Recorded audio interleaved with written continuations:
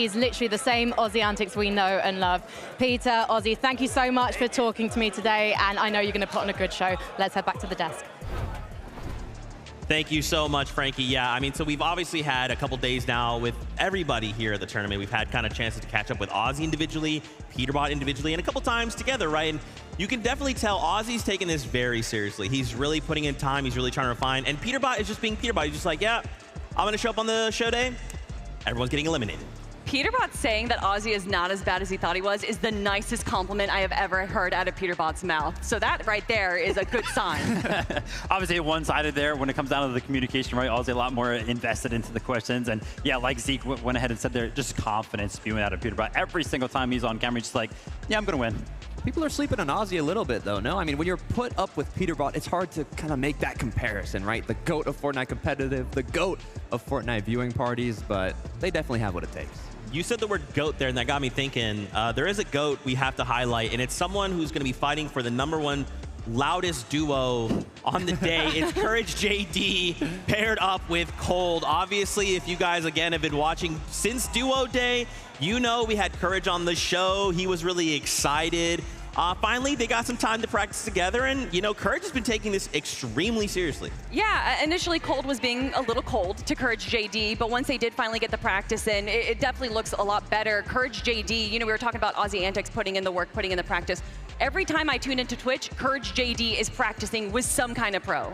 Yeah, and I got to say, you know, Zeke was mentioning, oh yeah, they're going to be competing for the loudest duo. I'm pretty sure one half of this duo is going to be entirely carrying that loudness. I'll let you guys at home kind of decide who that's going to be right there. But yeah, to bring up Kelly's point right there, the practice that Courage has been bringing to the table. It's not only the time that he's put it in, because obviously it's been a bunch. It's actually the quality of that practice that kind of caught my eye. Jumping into lobbies, jumping into creative with other professional players, even ones that are actually competing in the event. Like I saw they had a great session with Venno himself, right? A little bit tips and tricks there about how to fight box to box. So great job by Courage to go ahead and jump into the action. Yeah, and also the vibes. I mean, this morning, Courage was, I would say, the first one in the practice lounge. And he came, he had 3 bananas, 2 waters, 3 granola bars, and it was all for Cold. He said, my duo has got to be ready to compete today. So I think they definitely got what it takes. Yeah, I mean, he's a character, right? And of course, him being basically the last one out last night during the practice hours, like, I cannot wait to see Courage compete.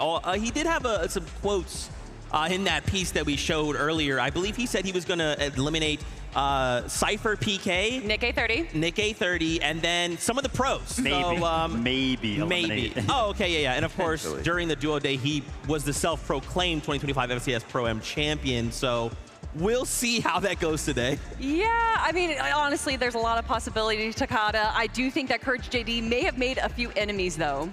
Definitely made quite a few enemies. You can even think, I'm going to take you back, okay? 2018, the Fortnite Pro-Am. Courage actually got 2nd place. And, you know, Cypher was talking about it. He competed back in the day. Also, Ali A, who got 5th. And Courage was like, you know what? As long as I place higher than Ali A, I'll be happy with that. That was a long time ago, Tokata. That was a long time ago. But, you know, look, this duo is perfect for each other, right? Like, obviously, the quiet nature of Cold, who's going to be kind of slipping in and out of builds, eliminating players. Courage being a loud voice to distract people. I mean, you know, why don't we just hear what they have to say?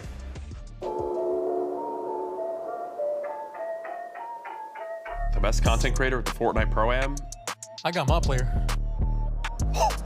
I know my player. Go ahead. Who is it? Cypher PK.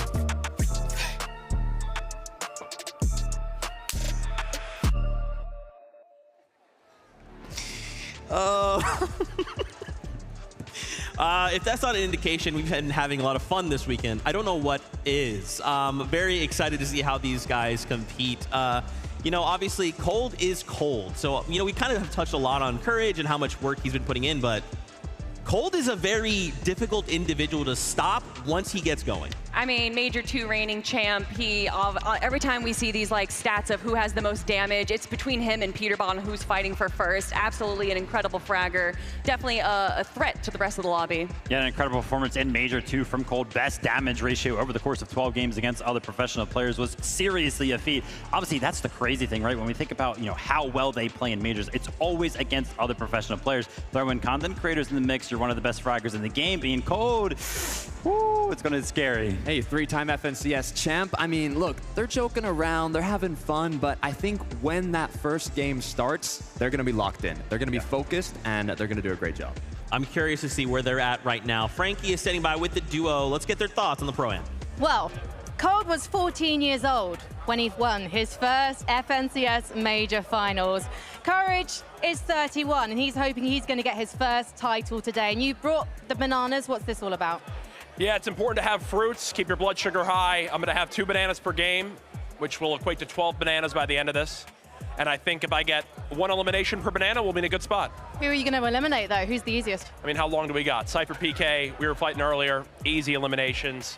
Peterbot hasn't even warmed up, not worried about him anymore. Typical gamer might almost be 50, so his reaction time isn't cutting it. And I got Cold as a duo, so what am I worried about? You do have Cold as a duo. The weird thing is, I would have thought it'd be him with the back injury after the test games we played yesterday because he was carrying you quite a lot. Cold, how are you feeling about your partner? He's been grinding more than anyone in this entire building. He has. I can tell he really wants it, and like he wants to do well in this, so I'm going to do my best to give him what he wants. How long have you been able to practice as a duo? Because, I mean, you had the Major 2 finals not that long ago. To practice for this? Yeah. Not much practice coming from me, to be honest, but I got courage for that, so. Well, you did have a little bit of trouble. You're dropping south of booming base, and unfortunately for you guys, malheureusement, the French are going there too. What's the tactic for dealing with them today? Because they gave you a lot of trouble yesterday. There is going to be no dealing with them. We're just going to let them do their thing. We're going to do our thing, and we'll see how it goes. Are you going to do what I call the Mongol strat? Are you going to hide in a bush until the danger's gone? Of course not. This man doesn't hide in no bush. Courage, do you think that you've put quite a lot of pressure on yourself with this event? Because obviously you've been grinding, but back at the 2018 Celebrity Pro-Am, you did lose to Ninja. He put you in second place. You say you gave it to him, but I'm not so sure. Look, Ninja needed to complete his story arc at the first Pro-Am. I love my boy Tyler, but he had to get that win. This time, though, I'm coming for first place only, and if we win first place, I told Cold I'm giving him all my prize money, so. All the prize money, I mean, 50 grand? It's not pocket change to me, but maybe to this mad, but you could buy an awful lot of bananas with that, Cold. Let's head back to the desk.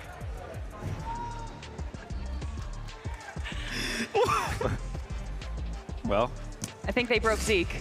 I'm fine. Everything is fine. Everything is great. Always a big fan of Courage JD, a true OG in the scene, and of course, I love seeing him paired up with Cold. They both seem in very high spirits, which I'm excited to see. That means at whatever happens, we're going to be hearing Courage JD on that stage. Oh, 100%. I think that for this duo especially, that they are just here for the vibes. But I think that throughout those vibes, they also just might get a few wins as well. Yeah, I mean, the approach to this tournament is just completely different. I love how Cold's answer to, oh, you know, how much practice have you guys kind of been putting into the tournament? He's like, oh, well, me? Really not much. But that's what I got Courage for, as if, like, Courage has put in so much practice that it's like taking up how much Cold's supposed to practice. Like, Courage has practiced so much for the both of them. Look, all I know is no other player is going to have more than 12 bananas. Will that actually help Courage? I don't think so, but hey, you know, it's the spirit that counts. Okay, all right. Now, the spirit of what I would like to see today is someone win their first LAN title. Thomas HD, paired up with Somerset, which is kind of a terrifying duo. And guys, I will go ahead and admit something to you now. When Duo Day happened, obviously we were seeing the duos announced come together, and I kept, I was going one by one. I saw Thomas HD and Somerset, and I thought, oh, that's really cool, and I kind of moved on. Then I had to kind of stop myself and take a kind of step back and wait, well, hold on, Zeke. Did you read that right? Thomas HD and Somerset? Yeah, leading up into this event, a lot of people make their prediction list, top 3, top 5, and this duo is in pretty much every single person's top 5 list. And there's obvious reasons why. I mean, Thomas HG is the best player in Fortnite to never win an FNCS title. I don't even know how many second places he's won. And then, of course, you have Somerset, winner of multiple votes, as well as getting 3rd place at the most recent Milk Cup LAN. I mean, they are incredible competitors, and having that competitive mindset is definitely going to set themselves up for success. Yeah, this duo has put us in a little bit of a gray area, right? We're supposed to have a professional professional player on one side, content creator on the other side. Obviously, some said great content creator, but she is just so invested in the Fortnite competitive. I think nobody would bat an eye to call her a professional player in all regards. Like, you saw 14,000 hours streamed, all of that being invested into Fortnite competitive in some way, shape, or form. And not to mention, right, Fortnite is an esport that continuously gets harder, right? Throughout your career, it's just harder to kind of come into it. Everybody's getting better. Somerset is also just getting better, right? Earlier this year, making it into FNCS East, which was a feat for her. So she's constantly getting better, paired up with Thomas HD. Scary duo. They're going to be lethal. I mean, not only making it to Heat's 3rd place in the Milk Cup, Thomas HD, on the other hand, 4 times he's placed 2nd place in FNCS Grand Finals, one of those being the Global Championship. Now, we did talk with Thomas, talked with Somerset. We said, if you win today, do you think it's going to count as your first FNCS win? Now, Thomas said no, but Somerset, on the other hand, had another idea. Yes. She said yes, and look, we agree. It still has FNCS before the Pro-Am, so if you win, Thomas, it does count. Why don't we go on over to Frankie, who's standing by. Frankie, ask him if it counts. Hello, I have got a very terrifying duo next to me. They might look sweet and innocent, but these two are going to have an absolute party when we hit Slurp Rush later. Thomas, when you first played Reload and this map, you must have been so excited because all of those weapons, have you got your name practically written on them? Yeah, I do. Like, I like using the Mammoth pistol, for example, and the sniper. So, yeah, I like the weapons. It's kind of terrifying watching the two of these guys play. What was your reaction to getting Thomas? Oh, I was astonished. I was very excited. I mean, he's literally the Sniper King in absolutely everything. So to hear that, it was, I knew we would definitely be able to get some, eliminations out of the air for sure. You're known for your disgusting aim with the sniper as well. Tell me, how on earth are you deciding who's doing what in game? Because you've got a very similar, powerful skill set. I think it's pretty apparent that he's very good with the super long range. I'm kind of here to just support and follow up on whatever he absolutely needs just to get us through to the end game. Now, you haven't had much of a chance to practice together because you've been separated by the Atlantic Ocean. But from watching you guys perform yesterday in our test games, it feels like there's a very natural chemistry. Is that right? Has it come quite naturally to you two as a duo? Yeah, I would say it does. I mean, I feel like we bounce off of each other pretty well, aside from me jumping in front of crash pads. But I'm learning as we go. There have been a few accidents we have seen with the mobility items so far here at the Galen Centre in the past couple of days, so don't worry about that one. You're not alone, Somerset. Thomas, tell me about the off-spawn situation. You are dropping south of Steamy Stacks, but there's a lot of very good duos landing either side of you. So what's the idea here? Are you going to stick around and try and get some elims? We might be contested, but I'm not sure. I think Seti and Dea was going to land on us, but yeah. We will see. We'll just claim the split we have there, and yeah, we'll just try to make it to end game. Well, all I know is it's going to be very, very entertaining watching the two of you. Thank you so much for talking to me, and good luck. Let's head back to the desk. Thomas HD said a word there, a phrase, called out a weapon specifically that kind of just got me excited. Mammoth pistol. Mammoth pistol being in Reload. You throw one of those in the hands of Thomas HD, he's going to start hitting headshots. Oh, he's definitely going to start hitting headshots, right? We're talking about the Pro-Am right now. I remember when the Mammoth pistol was in FNCS competitive, right? When we were having one of those majors, then it was like, wait a minute, we're running highlight reels of the game, and they're all of Thomas with a Mammoth pistol. This isn't a Thomas highlight, it's just of the game, and it's just all of Thomas. He is just so good with weapons like that. Look, they're definitely going to do a great job, but some duos are uncontested and some aren't. One of them that is contesting each other at the northwest side of the map is going to be Clicks and Lacey against Venno and Reddish. Now, this is going to be an interesting one, Z. Oh my gosh, are you kidding me? Like, on one side, old friends, old duel mates split up and now having to go head to head. On one side, you've got Reddish, who, again, kind of teetering on that like gray area of content creator pro. And then you've got Lacey, who is like basically an old time pro. And he still says he is. Does that count? I don't know, but This is an exciting head-to-head. I feel like a few people would put asterisks onto that FNCS Pro, Clix being one of them. But yeah, Clix and Venno, like you were saying, old teammates, old roommates. They literally played the last FNCS Global Championships together. Obviously, they did split up this year, Venno going back to Europe, but having them go face-to-face, I don't know if there's going to be too much fighting, Vivid. Yeah, I'm happy that you kind of hit home on that, right? I think they're both going to be happy with taking the loot that they get from Steamy Stacks. A pretty big POI for the both of those duos. I want to focus in on Clix and Lacey as a duo. Obviously, in Fortnite competitive, you know, it's very, very important to go ahead and farm your mats up. My only question with this duo, though, are they going to be able to take a break from farming those engagements to go ahead and get a couple of materials right? Are they going to have too much fun with the event, or are they actually going to try to win? Definitely going to be farming clips. Mats, on the other hand, that's the issue. If we think about how both of these duos play, Clix and Lacey, I was watching some streams. Lacey's like, I'm the IGL. I'm the pro. I'm the IGL. Clix is like, what do you mean? No, I'm the pro. I'm the IGL. Lacey's like, no, no, no, no. So they're kind of going back and forth, but I do think they will lock in when the time comes. Now, on the other hand, Venno and Reddish, they are locked in. One of the first in the practice room. Venno's going to be IGLing. They definitely have what it takes. I'm excited to hear from this next interview. Frankie's standing by with both duos. Let's go on over. Thank you so much. And this is an interesting LAN reunion because the last time these guys were playing in person, it was at the Global Championships in 2024, and you were playing together. You placed 11th, and now you're broken up. Do you prefer it this way, Venno? I don't miss them. I can't win championships with them. Okay. Excuse me, this man bought you a watch. Already. Bought him a watch, and by the way, he was the reason we didn't win FNCS. I don't know if you've seen when we got 4th place.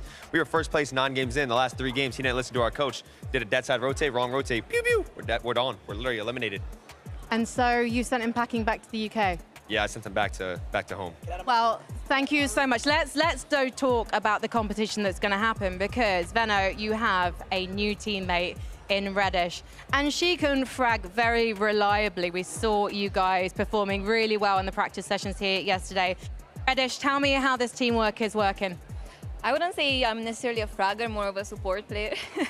This guy killed Peterbot in a couple of games yesterday. I think we're ready, and I'm there to support him. We know that you've also won on LAN. There was a LAN at the end of last year in London that you picked up the W4. So have you taught Venno anything? If there's ever a zero build tournament, he knows to pick me up. That was a zero build cup, so. But you've been practicing those builds, I know. And Lacey, have you been practicing those builds? Because I've heard you've jumped back into the game. It's like riding a bike, but is it really? It is. It's like riding a bike for me. You know, I was born with the talent. It's not really a skill I learned. I was born with it. But I've been VOD reviewing all last night. I was locked in, looking at the VODs, studying film, making sure that we're ready and strategize for today. And he is a former pro player, Click, so surely he's going to be leading you in game. Yeah, I mean, he's, you know, a former pro player. How much earnings do you have? $5,000. 5,000. I mean, you know, I have almost like what, 700. She has how? You have 40,000?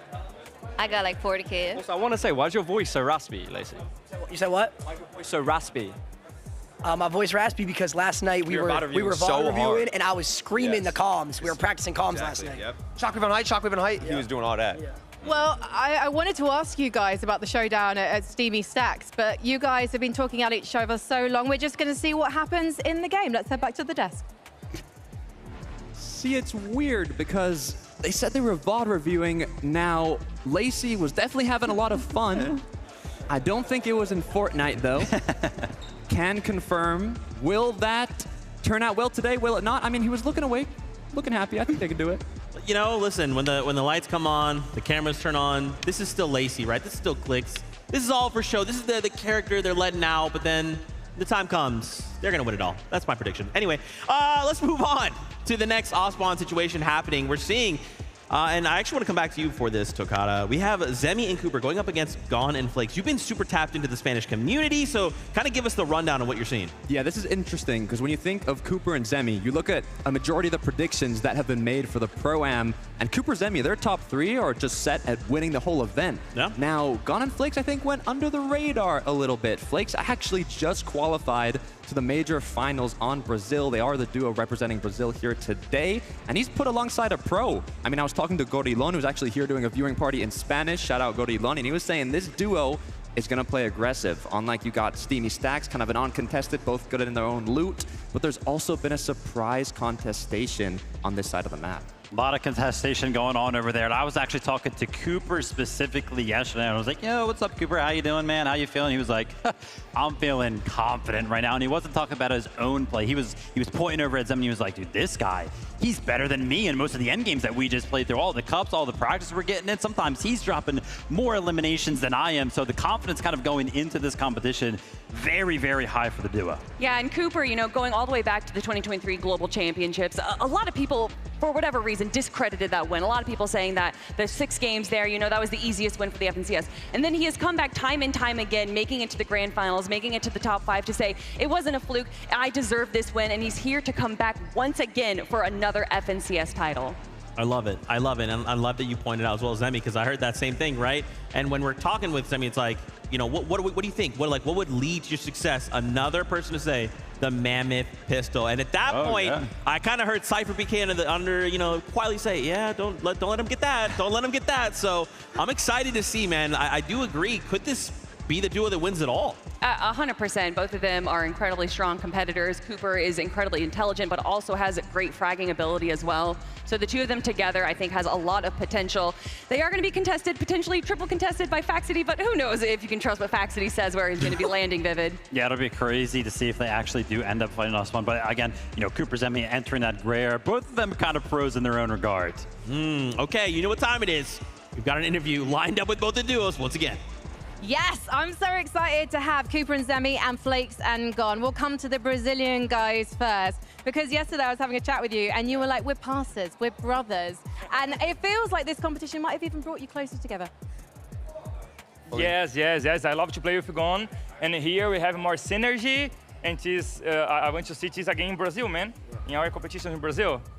We are friends. Like we talk like a year. We're talking like for a year. We play a lot of tournaments together before the Pro-Am. We play a lot of duo. I don't think we play trios, but we play duo together, trying to call for Cash Cup duos. And maybe you can join my trio, man. We have chemistry. Bye, Swetan. I will put Gon on my team. Bye, Susu. Bye, Su. Bye, Jonas. Well, they have been rivals in the recent major finals because you actually made the major finals. But Flakes, you've been telling me that you're more of a support player. Yes, I qualified to grand finals in Brazil, but I am like a support player, yes. I take heals for my team, mats, like a walking llama, and I help them to perform well. This is what I do. Well, let's head over to your rivals at Dirty Docks, because you guys are going to be having off-spawn battles today. Zemi, you've been grinding the game, it turns out. 260 hours in Chapter 6, more than Flakes. That makes me feel like you're very, very keen to take this home for you. That's what I'm here for. I mean, as soon as I found out Cooper is my teammate, we started practicing every single day pretty much.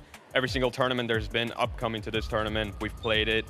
We're very confident, and I couldn't ask for a better teammate. Cooper is incredible at the game, and he's also down to put in the hours and practice, and it's been good so far. You are playing with the global champion. Cooper, come here. Let me know, what's it been like training with Zemi? How does he compare with the likes of your former teammates?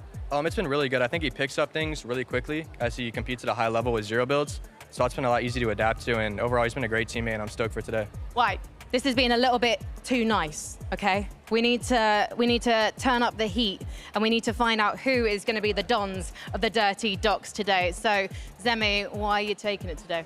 Listen, we're going to take it because, again, I think we have slightly more practice than you guys. You guys are a great team, but we've had more practice, man, and I think it just comes down to the preparation. Best of luck, though. So he's had the practice, but you guys, what have you got? Bro, chemistry, yes, we play out for a lot of time together, Gon. We have the Desenrolo. Yes, the Desenrolo from Brazil, the Brazilian Desenrolo. They understand after the tournament. So it's the kings of Desenrolo versus the guys who put the work in. Who is going to reign supreme at the Dirty Docks? Maybe the desk can give us an idea.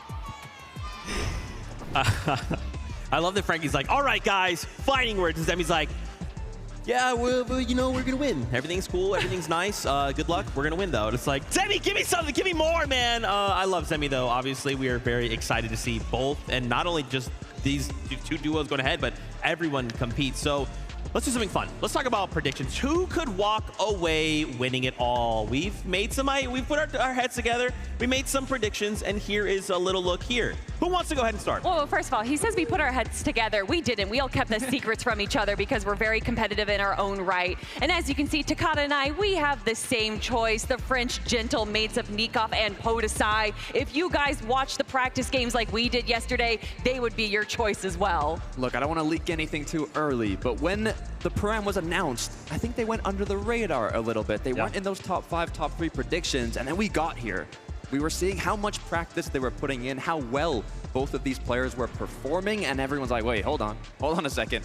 What's going on here? This duo is looking insane, and I do think that they have what it takes to come out on top today. And you know, we joke about Lacey and Stable Ronaldo being these ex-FNCS pros. I mean, Podesai or Nikov has been playing since the World Cup. He has been a competitor for a long time. And although he may have not been competing for the last few years, understanding what takes priority in a competitive mindset is so valuable. I can't lie, that duo kind of made me bat an eye, but me and my boy, Jacob PR, sticking to our NAC roots. We know who dominates over there in the majors. It's going to be Peterbot paired up with Aussie Antics.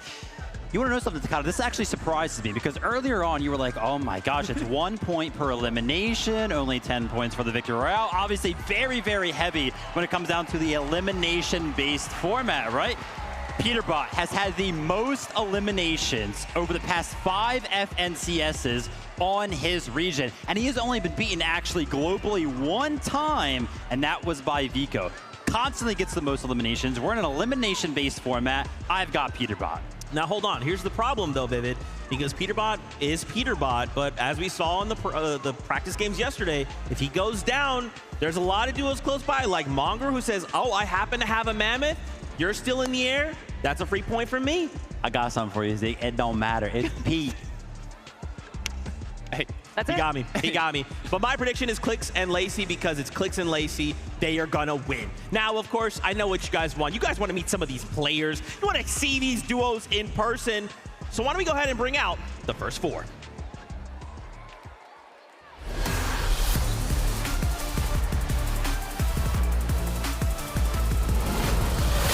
Make some noise for Zemi and Cooper. 2 Titans from competitive and content are here to duke it out and reload, looking to take that top spot.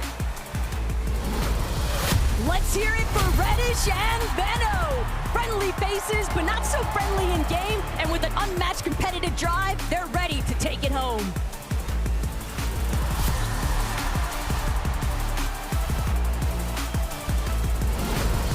It's Big Vaxity and Reason. Even though these guys are a last-minute duo, they will not disappoint today, mixing great content with brute force. You gotta get loud for Kanata and Stable Ronaldo. This energetic powerhouse is ready to get the party started.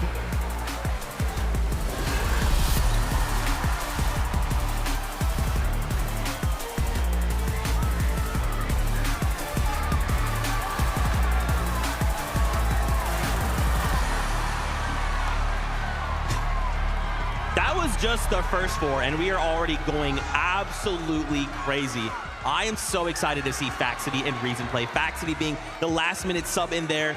Just so excited to see him compete on this stage. He's been running around. He's been talking to people, giving insights, you know, trying to learn and grow. And I feel like he is so focused right now. And you pair him up with someone like Reason? Yeah, no, I mean, Big Faxity, you know, a lot of people look to him as, you know, viewing party, a little bit of content, very close with a lot of the players, but he is also pretty dang good at Fortnite. Yeah, I mean, a lot of his content actually revolves around being involved, being in calls with other pro players, so he's constantly in those conversations, right? Not to mention also doing all of those zone wars. Shout out to Faxity, right? Such a big career. He's got a lot of momentum going on in the content craze. You saw him throw up the X, rep the set, recently joined X set. Oh yeah, I love supporting my fellow NA West players. You mentioned the Zone Wars, also very good friends with Reason. The synergy is gonna be at an all-time high with this duo. You know, you talk about synergy. I like the word chemistry. Kanada, Stable Ronaldo. This is the other duo that's competing for the loudest duo. They're not at competing. The Pro-Am. No, they win. They already won. I think through the player lounge, we've seen that they have already won that. I mean, honestly, when this duo was announced, I was very excited, but also a little scared. Not for the rest of the competition, but for the audience members. It is going to get very loud from this duo. It's been mentioned already that coming back to the game, and we were talking to Lazy, it's just like riding a bike. I think the person who's jumped back on that bike the best has actually been Ronaldo. His mechs look very, very clean. Oh my gosh, look, I'm getting word. I would love to keep talking about these duos, but we got next 4 to meet. Bring them in.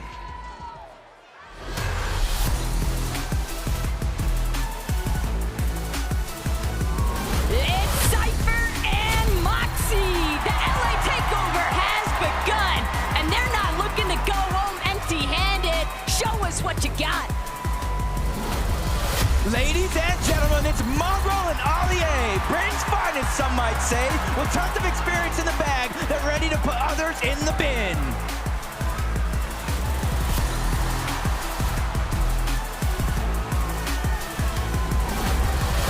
Viva la France, Nikov and Podesai. The Gentlemates have entered the stage, and you know that trophy would look oh so good in their office.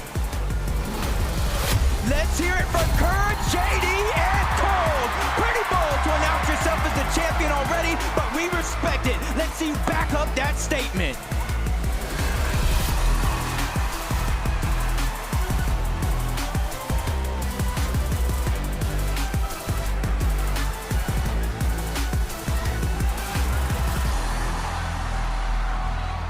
Oh man, and a quick shout out there to our friends over at Make-A-Wish. We had some very special friends come out and kind of get to feel the crowd, feel the vibe in those few moments.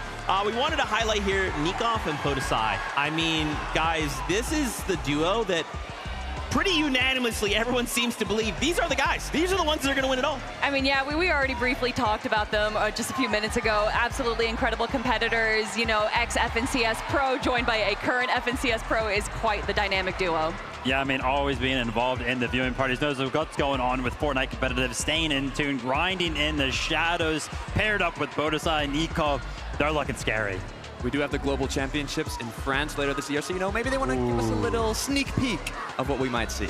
All right. We also had a chance there. You heard the crowd go crazy. Cypher, PK, and Moxie coming together.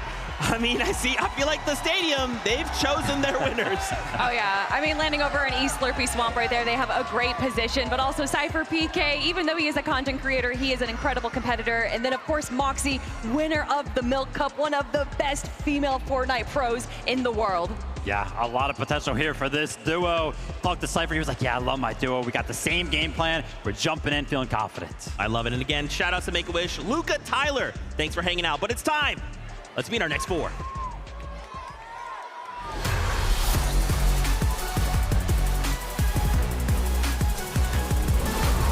Give it up for Lachlan and Mr. Savage. The boys are ready to hit the ground running and combine maximum content with pure skill. It's showtime. Everybody say hello to Regs and Nate Hill. They've got LAN events, they've got experience, and they're making for some fierce competition.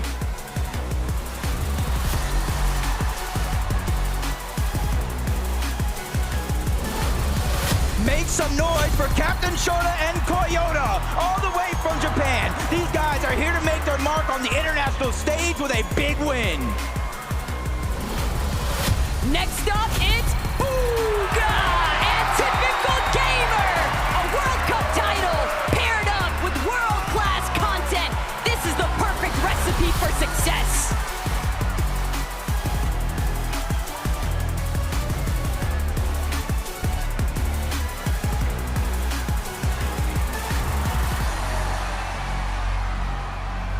Whoa, TG, my fault, OG. I did not know you were absolutely yoked. Oh my gosh. Once again, the crowd have chosen their favorites. It's Typical Gamer, it's Booga. You can hear the crowd is electric right now. Man, what more could we say about these two OGs of the Fortnite scene? Look, I almost got shaken off the stage. When Bugha, in typical gamer, walked out, I literally almost fell off with how excited the crowd got. But that's at no surprise when you pair up the most followed creator in the Fortnite space alongside the World Cup Solos winner. It's what to expect. You know, the reload game mode throws a bunch of old items, old weapons that we've seen in Fortnite competitive before. And if any's going to be good adapting to any sort of meta, any of those items, it's going to be Bugha, the guy with the most experience. And I mean, you look at typical gamer, he was competing in NA West FNCS, and he was able to make it through the qualifier. He is also in one of those gray areas, like you like to say, Vivid. Okay, what about Shota, Koyota coming in from Japan, man? I mean, listen, they've got the rock, paper, scissors on lock. The question is, who's throwing paper? Look, I'm going to ask you a question, Zeke. I was actually taking a peek in the player lounge. Koyota was 1v1ing Peterbot in creative. What do you think won? It's got to be Pete, man. Koyota actually won 5-3 in 1v1s creative against Peterbot. So he's got the mechanical skill on deck.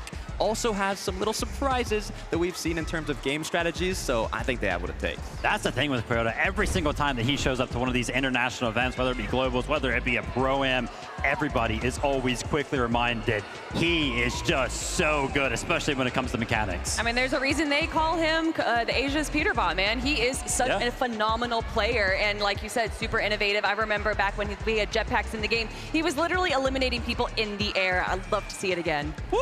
Let's hope there's jetpacks in reload, but for now, let's meet our next 4 duos.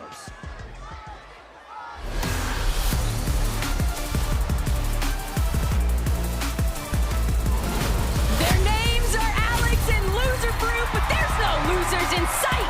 It's time to represent Power and Oceania. Give it up for Daya and Seti, both land winners with a bunch of experience, ready to give it their all in the FNCS Pro-Am tonight. Good luck.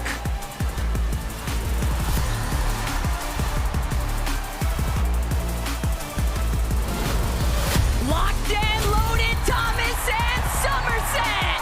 This lobby better watch out, because with these two around, first is the only thing on their mind. It's Aussie Antics and Peterbot. We're in for some action with these guys today. Can they live up to the expectations from the community? Time to find out.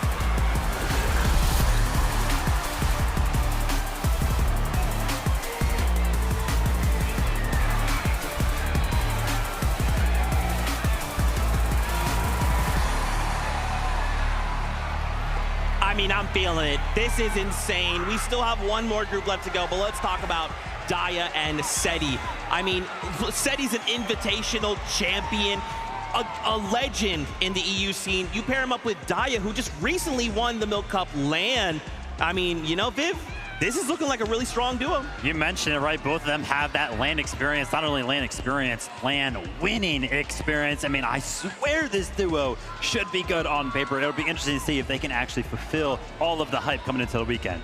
Yeah, when you think of EU competitive and a new season starts, the pros, the players, the duo, the players that they look at first is Cammy and Seti. They're always ahead of the game in terms of meta, in terms of how to play this season out. So I would not be surprised if they're also going to be ahead of the meta going into today. They are going to be contested at Logjam by Thomas and Somerset, but honestly, if there is a duo that could probably come up with a strategy real quick with how to deal with that duo, it is going to be Daya and Seti. But we got to talk about our OCE players. That's right, Alex. We've got paired up with Loserfruit. I mean, in yesterday's practice games, guys, Alex was going crazy. Thankfully, they had Callum come out with them. Man, these guys are looking really, really strong. Yeah, when we were watching the games, there I am seeing a player with like 8 eliminations. I'm like, oh, of course, Peterbot's going crazy. Oh, wait, no, that's Alex. Alex is eliminating everyone. Another one of those instances where we're reminded by one of these international players kind of joining us here on the stage that they are just so good mechanically. I was talking to Alex just before we started, and he was like, yo, Vivid, like, hype me up. I'm like, dude, what are you talking about? I don't need to. You were dropping crazy elimination yesterday. Just do that again. Everybody will be hyped for you. 100%. 4-time FNCS champ on OCE. You were mentioning it, Kelly. He had the highest amount of eliminations in any of the practice matches yesterday. I have a very small insight from Loserfruit as well. We had a very deep conversation. Said, Loserfruit, what do you want out of the weekend? She said, I want one thing. One elimination onto Lachlan. That's it. With that being said, one final wave of duos. Bring them in.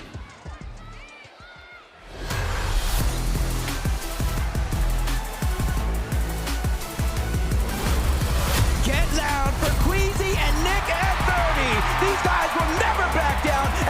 have an amazing day. I can guarantee to see them on high ground.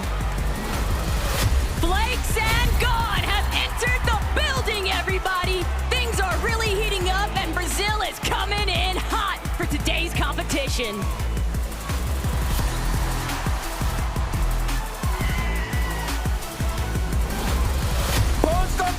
Jacob and Cami, bringing the pride of Poland all the way to Los Angeles. Let's see if this duo can live up to the pressure of the competition. It's your content kings, Quicks and Lacey. They are already first in everyone's hearts, but now it's time to place first on the big stage.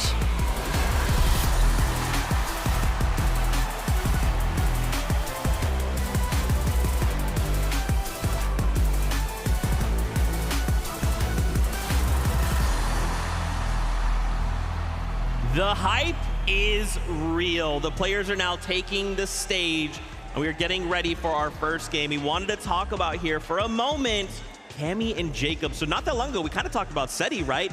And I feel like what's happening right now is Seti, typically when you look at this duo, Seti and Cami, they kind of come into tournaments real quiet, under the radar.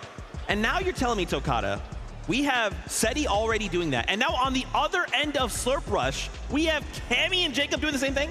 That's the interesting part, right? They are literally on the complete opposite side of the map. Now it's a full Polish duo, and when we think of strategy, we think of meta. I know they have something hidden up their sleeves. I always see them practicing. They are always locked in, and I'm excited to see kind of what that secret's gonna be. A couple of our duos competing today, obviously they're flying under the radar. It's no surprise that Cami and Jacob are one of those duos, but I think they're comfortable being like that, right? Cami and Seti kind of like to do that when they're playing those FNCS majors, so no surprise that we're not really hearing a lot about this duo right now. You're talking about teams flying under the radar. A team not flying under the radar is Nick A30 and Queasy. I mean, what a combo. You can already hear the cheering again. Nick A30 is such an incredible personality for Fortnite, joined by Queasy, one of the best IGLs to Kata. What's interesting about Nick A30 is before Fortnite, he was actually studying to become a doctor. So now paired up with the GOAT IGL, he is gonna have all the resources needed to keep him alive and play that support role. Well, obviously Queasy, one of the GOATs when it comes to the IGL category.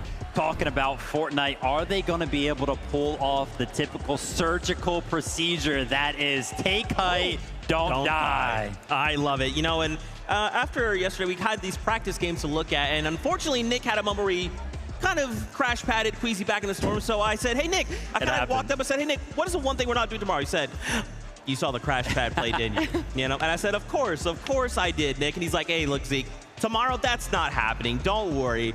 And of course, the fact that we saw them on height, I love that you're kind of saying that kind of clinical, surgical precision, bro. I was like, wait a minute, are we watching a Pro-Am or are we watching FNCS? I mean, it's going to be a guarantee. We're going to see Queasy, we're going to see Nick A30 up on the high ground. Are they going to be able to control it, right? Maintain it? We'll have to see. That's the difficult part, right? It did get taken from them in last moments, but it was because of a questionable crash pad play. So, you know, they had moments to practice. It was good. It was a practice game. Today is the real deal.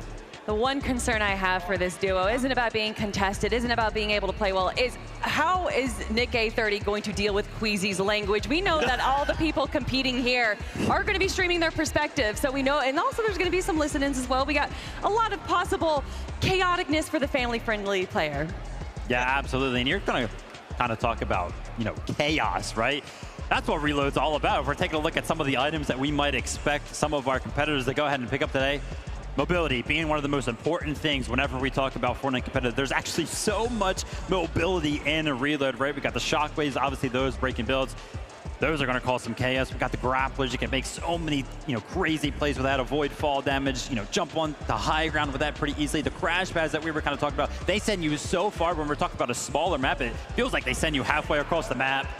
And also thinking about strategies. There's a lot of mobility, but also, look, I don't want to leak it for the players, right? But seeing the practice games, if you're uncontested, we saw some duos just send the pro player somewhere else, let them battle it out. The creator farmed up the mats, got all the loot, got everything they needed to play out the later parts of the match. And hey, if the pro gets eliminated, you just reload back in, take all that loot. So I'm curious to see if we see that come to play.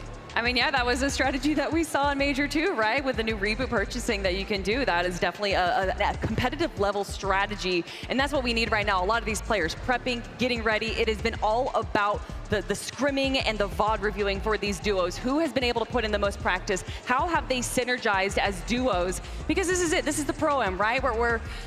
We haven't had one in 5 years. A lot is on the line right now.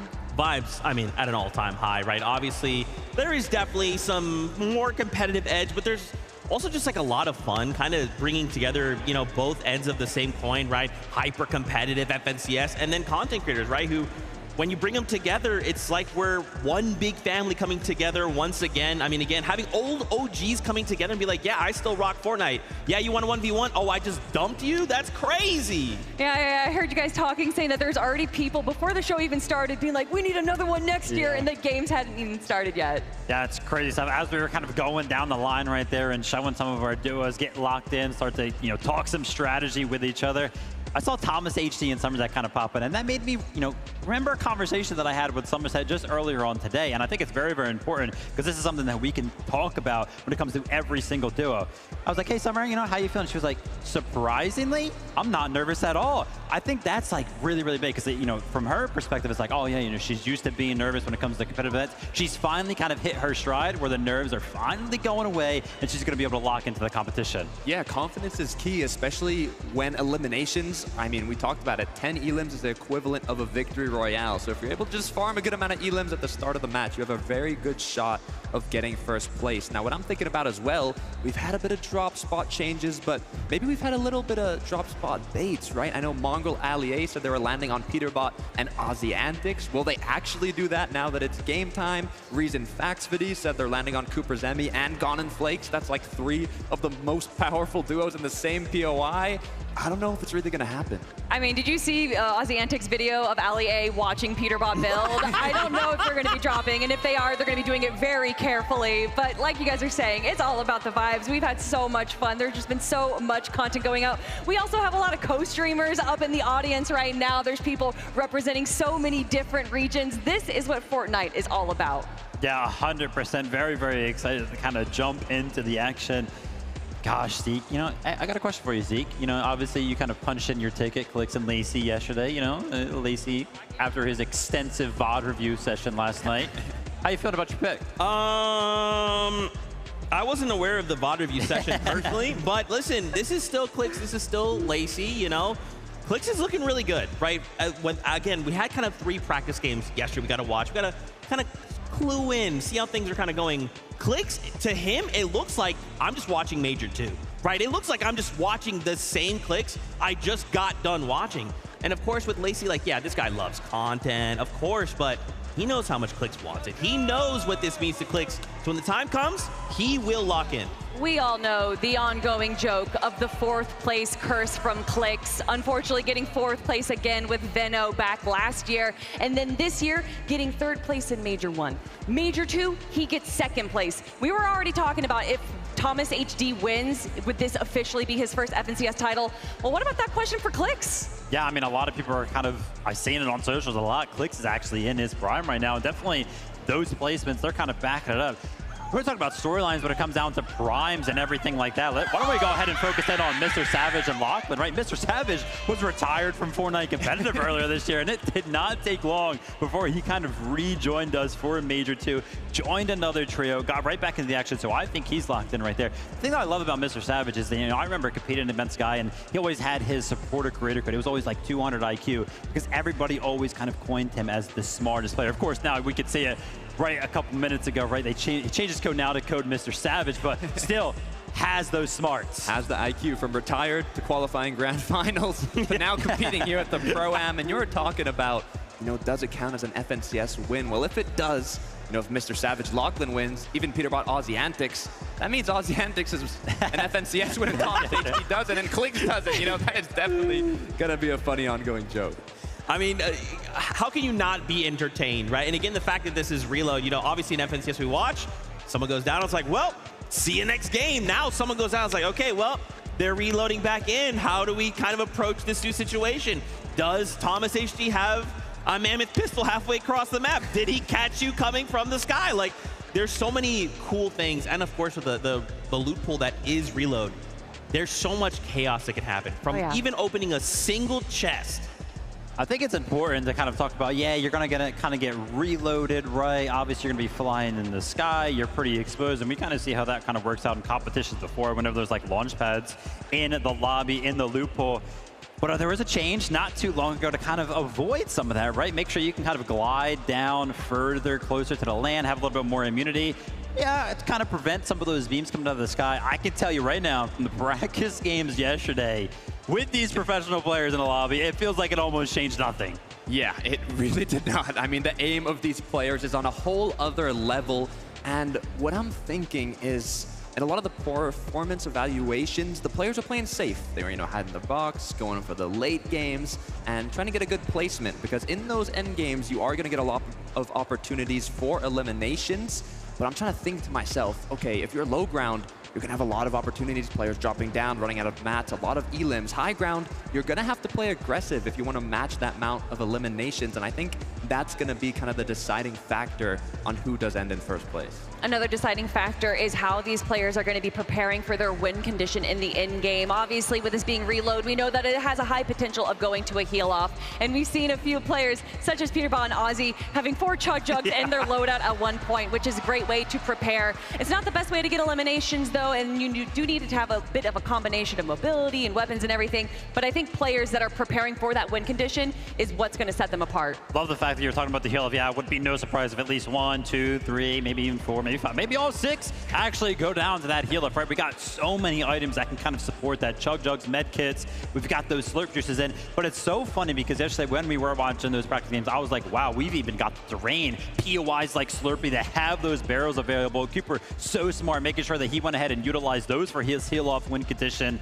Gosh, they're just so smart sometimes. And that's why it's important to put in the practice on this new map. I mean, not only do you have chug jugs, med kits, splashes, but like you were mentioning, if you know where all these slurp barrels are, if you know where you need to go quickly into zone to keep yourself alive in the heal off, I'm sure we're going to have a lot of them. I mean, bringing us back 3 years ago, invitational final game, Camiseti versus Queasy Vino, not knowing what you can do at a drop spot can really change the story of a game. Why would you bring that up, Kelly? It's not like this is going to be a super close competition by the end of the day. That would be insane if it was, but it's that time. We're ready to jump aboard that battle bus for the first game out of the FNCS Pro-Am. So casters, over to you. It's definitely time. You guys are talking so much about those practice games, Taco, and they are out the window because the nerves have to have settled down. The battle bus is going to launch, the players are going to drop in, and everything that you practice, some are going to be put to the test. But so many of these creators, so many of these pros, they're just so familiar with what it's like to have all eyes on them. And so with that, I think the expectation kind of settles more into the fact that I just don't want to be last. Yeah, that's one of the biggest things is, everybody gets a little bit of that prize pool. It gets increasingly more, $50,000 for that first place, but it's almost like exactly what you said. No one wants to get last. Everybody wants to hoist that trophy, and it kind of leads to my prediction of Peterbot and Ozzy antics, right? Huge fan of Ozzy. Everybody's got in the world probably a fan of Peterbot, but it was actually at last year's Global Championship. I asked him, what's next? How are you going to do it? He doesn't necessarily care to just win. He wants to dominate. He wants to be the best player in the game, and with 5 FNCS championships, he is well on his way there. But that's just the thing. The caliber of competitors that we have in this lobby mixed in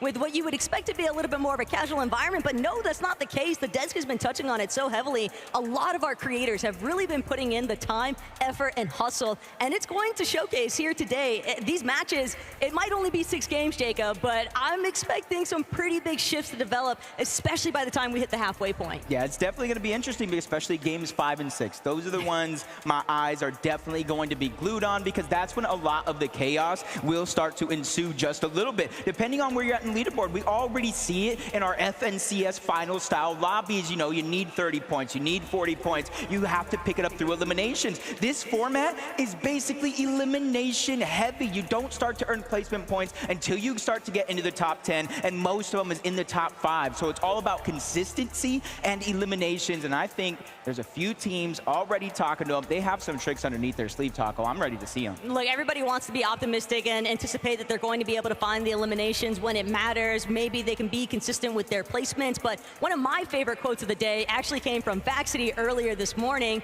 because he said, if by games 5-6 it looks like it's not happening, guess who I'm crashing out on? It's going to be Peterbot. If I'm not winning, he's not winning it either. And that kind of mentality, I wouldn't be surprised to see take place amongst multiple duos here today, because it's all about the pride sometimes, Jacob. No, it definitely is. And, you know, coming in and watching some of the practice games, you know, right out of the gates, Peterbot and Ozzy landing at their Slurpee Swamps. But then I saw Faxity Reason. I saw Alex as a solo while Loserfruit was uncontested at her drop. I saw Booga and TG actually get aggressive and take the top of the Slurpee building. So honestly, I feel like it's anybody's games, and these zones are going to be so pivotal, because by zones 5, zone 6, just one zone before the reboot, that's when it's going to get interesting. But you guys heard the battle bus, and it is going to be ready for game number 1.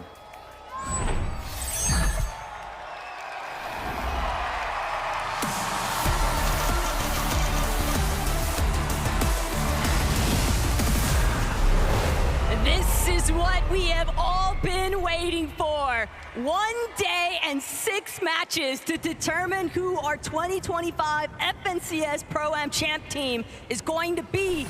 And initially off the jump, Peterbot, Ozzy, they've got control of Slurpee, but they've got company. If that would have just been a Mammoth pistol right out of the gates for Peterbot.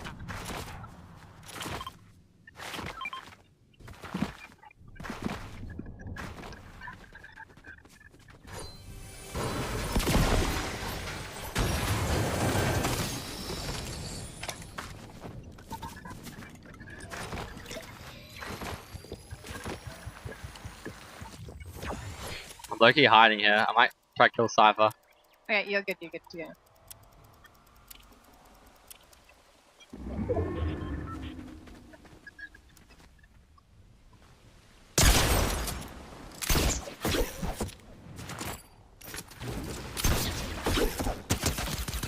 He's 1 HP. Get him, Alex! Dead. First point on the board. Yes, let's go! He's not gonna like that, We killed Cypher.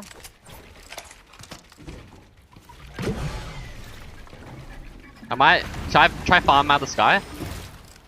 Yeah, if you can. Nah, I can't. I'm gonna try to take some of his loot though. Let me know what's going on at Dirty. Let me know like if. I'm keeping an eye on things. Not much time. I might work my way up north now. Yeah. Try to catch like Nate Hill.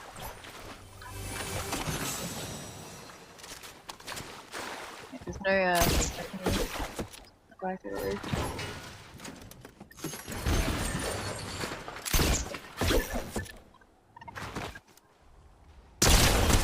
Dead. Nice!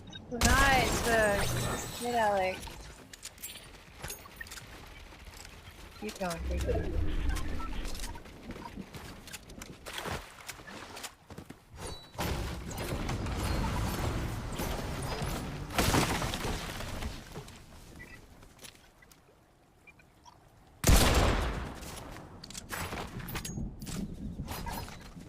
Mate, try farm mats as well. Yeah. No, I'm on it. I'm trying to get a bigger picture. I'm just not seeing anyone from 30.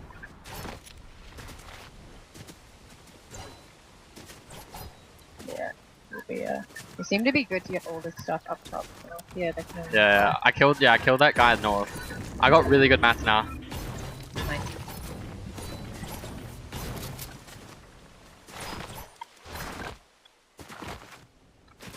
Ooh. I have just you got up there. Four lucky.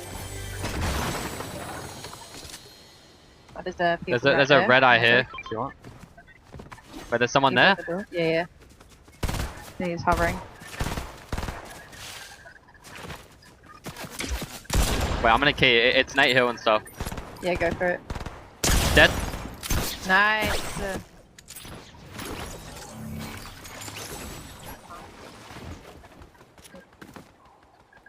Are you getting shot by a team? Yeah, don't worry, I'll go back. Yeah, go back. You got good heals and stuff? Yeah, I've got 3 meds. Alright.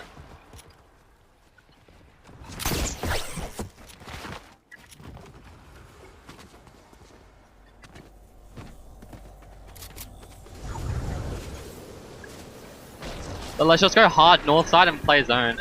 The only thing is like, where were you getting shot from? From north side, unfortunately. Yeah. Up there. Hopefully they just go zone. I can't see anyone back here.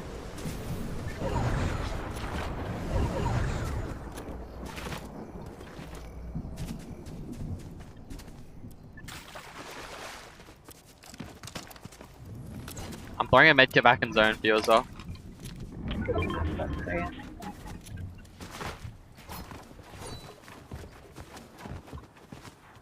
Yeah, Boomin's. Oh my god, no. Are you dead? Yeah, I'm so dead. Okay. Yeah, the Brazilian team. Did they come for you? Yeah, okay. Yeah. Alright, all good. I don't know if there's that many teams of 30 then. It's just them. Yeah, it might have just been 2. There's some spare loot here, by the way. Yeah. On that way. Just loot, No, just loot this where's the Boomin. team here? I don't know where they went. They must have just gone zone or something. They might come back to kill us. Yeah. Yeah, I'm throwing berries to you. Just be careful of the Brazil team like sneaking up. They're pretty far. They're at the house. Okay, okay. I think we can alpha them in the charge. Yeah, I will. Keep them there. I got a mammoth. That's like realistically all I need to like. kill Yeah. good. yeah. Just keep that. Yeah, Boomin base is such a good place to have. I can't believe that team left it. Like, it's such a good place. Dump them. They also free farmed everything for us. You kind of have to like just go zone, I think, honestly. Yeah. It just pulls so far. Although it should pull back though. I mean, from our last games, yeah.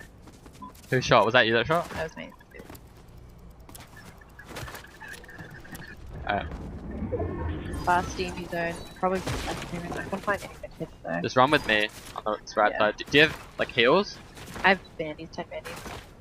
That's so good. You're fully stacked, aren't you? Okay. Yeah. Love to I only see have that. I only have a 3 charge grapple. We can we'll get Loki, let's just hide in this bush here. Yep.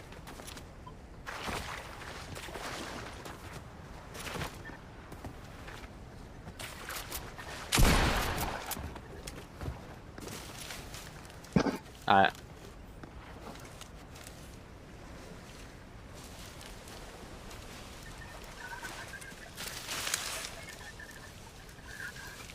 I think if we play edge here, it'll be fine because it should pull back to us. Yeah. Like, because it can't really pull underwater. That doesn't make sense.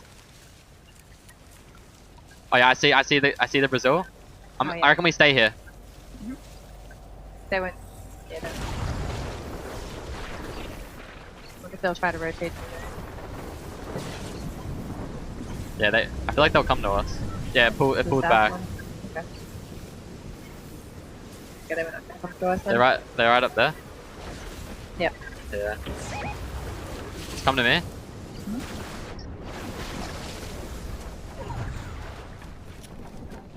Pop a berry. Yep.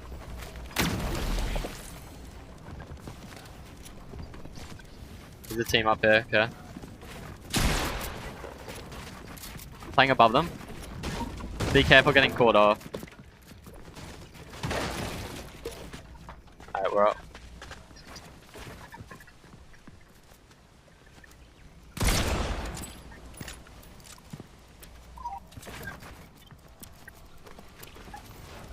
They pulled up crash pads. They might go for a play. Careful, careful. Nah, they're surely gonna maybe just try to rotate. Hopefully they can. I might just spray him so he knows we're like aware of him. We have no movement though. Yeah. We just need to pray that we pull zone or something. We're not too Actually, bad. Loki, come this way. Slide down. Yeah. Come all the way down the hill. Just run around.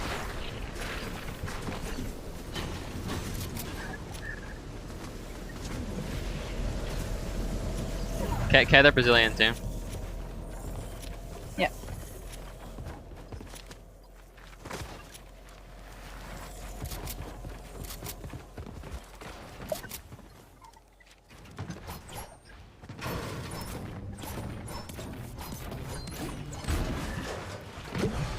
You go on there, or do you think there's a team in there? I doubt it, but there could be. Oh, it was far. Come back, come back. Okay. There's gonna be such a hard rotate. We just gotta like run and just hope for the best. We gotta try reuse people's crash pads as well. Yep. They're fighting over here. I'm gonna jump on a team if I see like kids fighting. Waiting, I'm gonna wait here for you. Yeah, there's a team right over there. I might farm out of this guy there. Oh, yeah, in the air. Farming out of this guy. The team just right here before.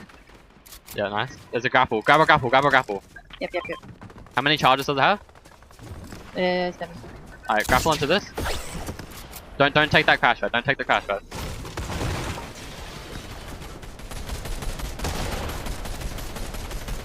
Alright, unboxing here.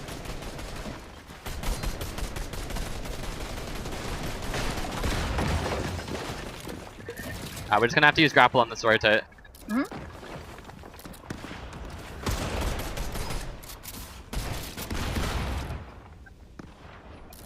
Courage holds with you. Oh yeah, they just killed, yep. Yep. Yep.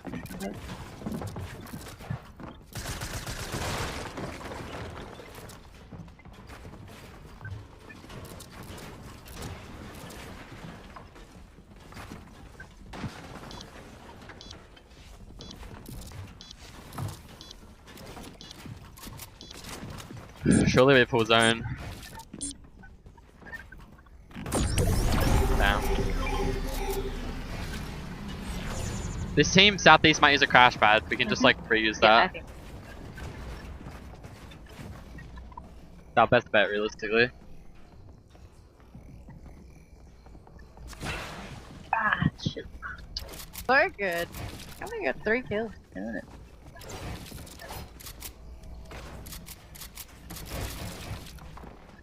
If not, we can go around left side. Yeah. It should just be like 2 grapples and we're in. How many mats do you have?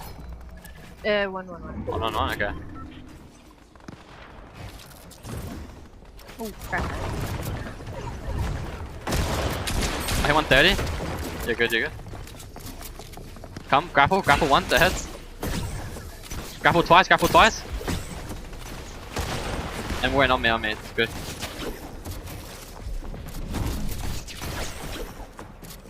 Count me out on metal. That was really good.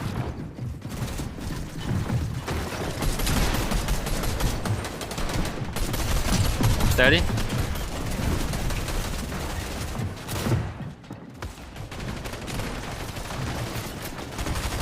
Anything like this. Damn it, 100! I think they're fighting up. Yeah. There's a lot of people in there. Yeah.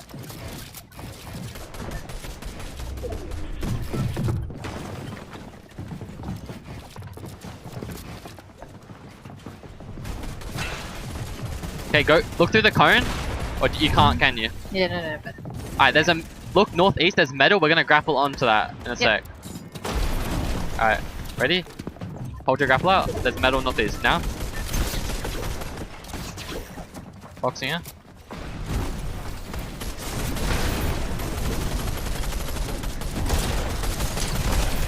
Alright, we're gonna grapple on that brick. Go. Yeah.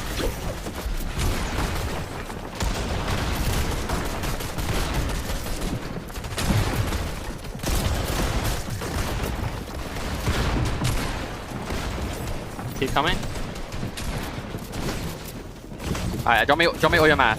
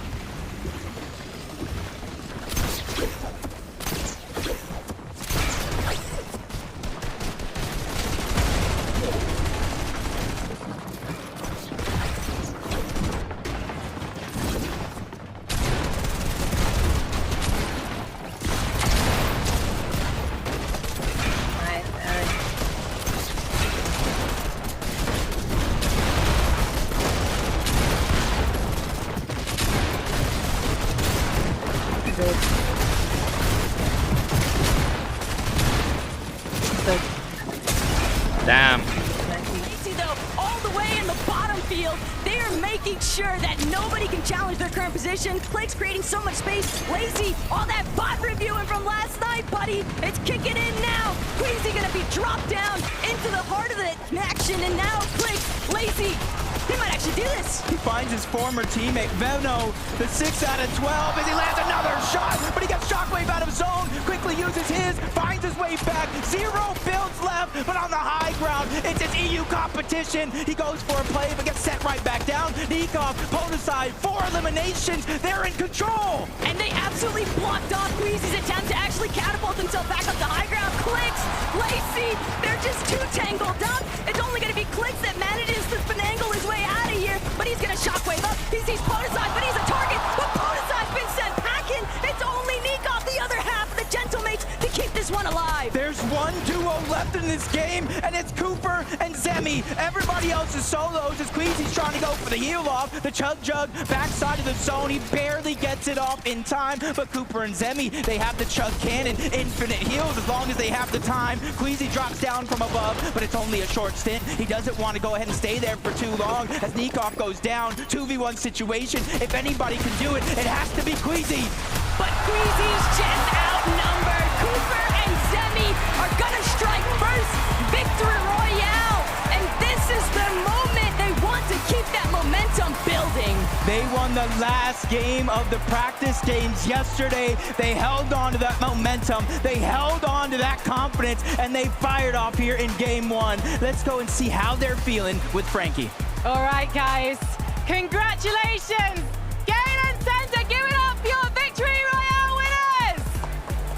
Cooper, you knew that he had it in him. He's been practicing for this moment, but did you think straight out the gate you'd be picking up the first Victory Royale? 100%. I mean, we're going to win this whole thing. I'm with the best teammate here.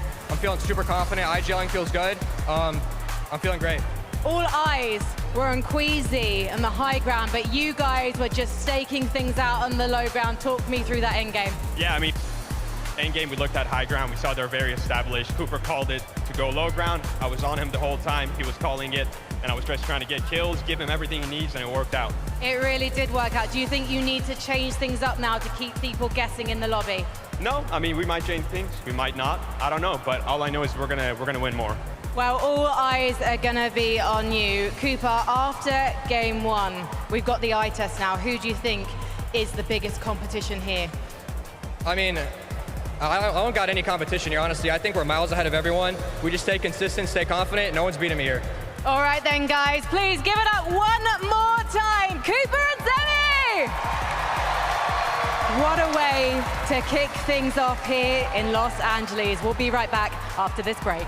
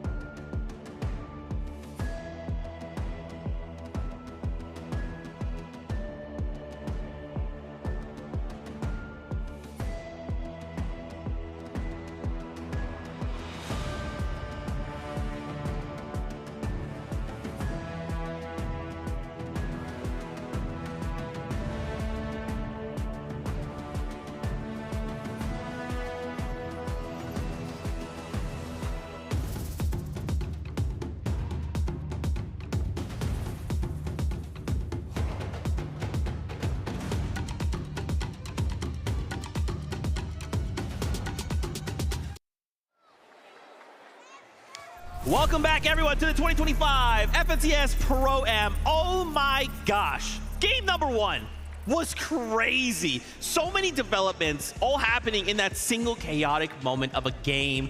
And at the end of it all, Cooper and Zemi come out as Game 1 winners? Yeah, I mean, again, that wasn't too much of a surprise, right? Everyone had Cooper and Zemi winning the whole thing, and it looks like Cooper and Zemi are feeling the same way as well. Going on the low ground aggression definitely is working out for this duo right here. But what I love from it is Cooper. This Major 2 that we just had was one of the first times that he really tried IGLing, and honestly, he's done such a good job with it, and I love to see him bring that into this competition as well. I mean, Cooper was telling us, he said, let's drop low ground. That's what he was telling Zemi. Zemi's like, should we go for high? Should we contest it? No, they wanted to play by the book. Go low ground, get those extra eliminations, and it ended up at a 2v1. Quick cleanup, got the dub. I love, too, that, you know, obviously Zemi is saying, like, hey, it's all Coop, and I'm listening to him, but we just watched Zemi go crazy, right? The mark of a good duo is, like, if your IGL kind of says, hey, this is what we kind of need to do, he's immediately there to just make sure everything is happening the way it needs to, and they're sitting there in that #1 spot right now after just game #1. Dude, Zemi, what I love about him, even if he's like asking questions like, hey, what should we be doing? What you don't have to question is his aiming. Wherever they are, whatever layer, if there's a 1v1 that's taking place, Zemi's not missing. Whew, man, that is a way to start a competition, Takada. And honestly, I think a lot of eyes are going to be on this duo. I don't know necessarily if Peterbot and Aussie Antics are necessarily happy with the performance that we saw right there. Currently sitting in 7th place. And if there's one thing I know about Peterbot is that when he thinks that there's a player that's doing better than him, he tends to target that player.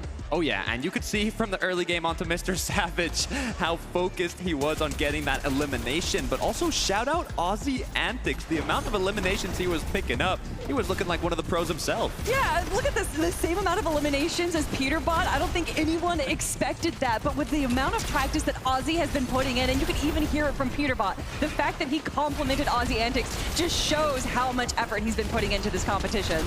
Absolutely. Of course, I want to highlight here as well Nikov and Podesai. Guys, for a moment, I thought, wait a minute, they're going up. The Gentlemates are on height. This is it. And it looked really, really good. Obviously, Clicks played spoiler to that. We'll get to that in a second. But to see them on that high ground, especially in those late moments of the zone, guys, this feels like an FNCS. Now, really quickly, we have a listen in here with Peterbot. So let's take a look. Kept thinking, like... Alright, remember land under. Yep. Yeah, we won a game on land. You're the first OC player to win Yo, a land game. let's go, bro. I'm talking about winning the whole thing as well, man. Yep. Now we're winning the whole thing. Come on. Got him. Nice, good job, steady. We're steady. Bro. Yo, got a pro on the board, baby. 30, 13 white, 60 white, 80 white, dead, dead, dead. Nice, nice. bro. Let's go, baby. I blanked her. Dude, 2-2, man. Come on, kill checked by me. Come on, man. You got to be at least triple my kills. I love that. Something we actually, when we had a chance to talk with Ozzy, one thing he said was like, hey, listen, so on land, OC has not gotten a Victory Royale or a win. So we said, wait a minute, hold on. So you're saying if you got a Victory Royale and won, I mean, OCE is on the map then. That's right. Lachlan walked out with that piece of paper. That would be crazy. Yeah, that would be pretty crazy, especially with it being Aussie Antics, because we do have a few OC pros here as well. So to have it be the content creator, the face of content creation for Fortnite, that'd be pretty special. But if we're talking about special, we got to talk about Cold and Courage JD. Look, Jacob mentioned it. Courage said, every banana I'm going to eat, I'm going to turn that into an elimination. And he was not wrong. You can see the shots he's hitting here. You can see the practice that he's put in. There was a funny note. He's played more tournaments in the last week than he had from 2020 to now. And that work is really paying off.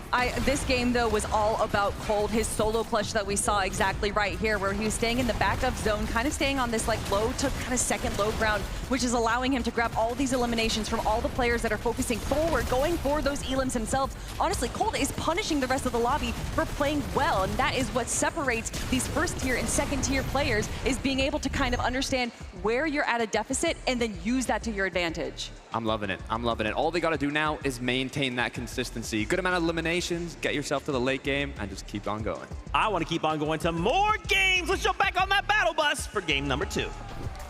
Match 1 has already delivered, and from what we're witnessing this far, Jacob, all of these players are so ready to kind of stamp their own place inside that leaderboard. Yeah, with how wild game 1 was so far, I can only expect it to kind of double, triple in games 4 and 5 at the end of the day, because we saw 16 teams alive before placement points went in. But let's get into game number 2, because we want action.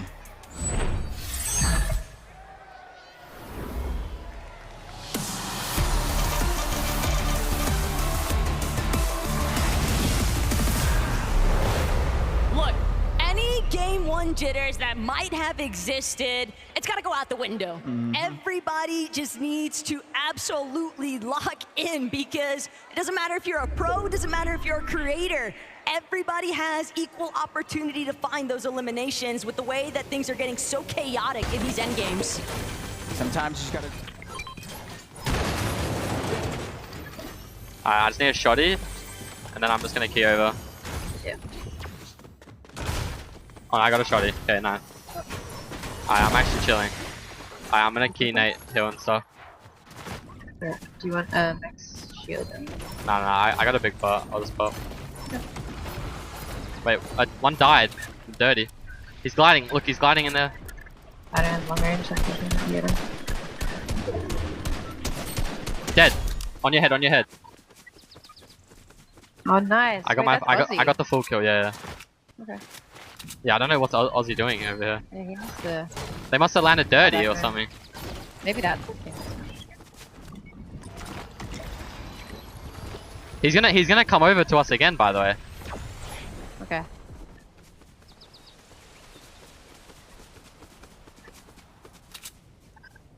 I don't know. Yeah, they're fighting in there this time. Yeah, they just. Oh, Cooper just killed him again. Oh yeah, Cooper's. Damn.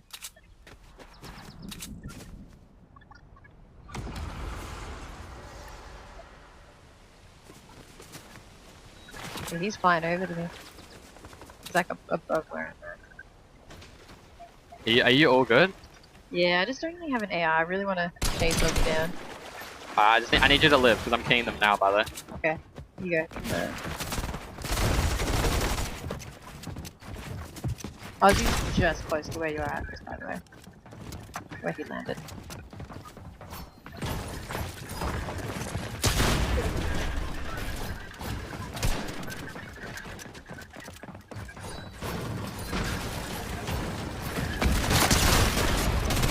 Dead.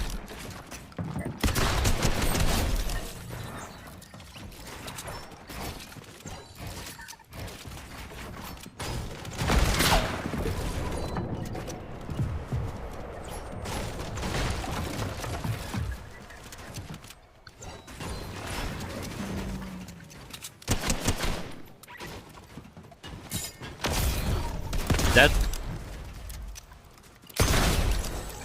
Someone on the way. Actually, there you go.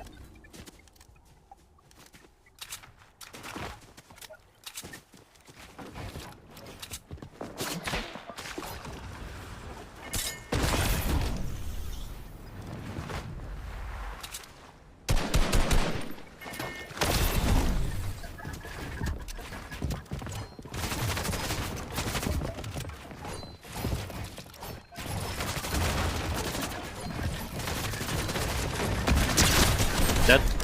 Right. Yeah.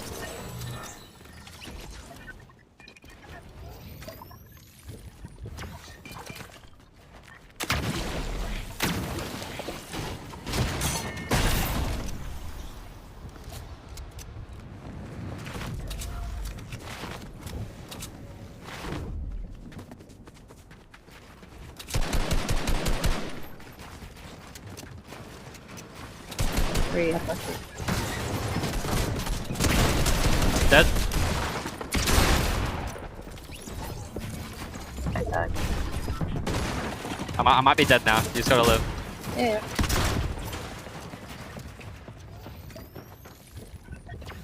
I'm gonna come back to you. There's the Brazilian team. Okay, I'm getting the supply drop. Yep. Okay, never mind. They're all fighting. We pulled a really good zone as well. I might get over you now.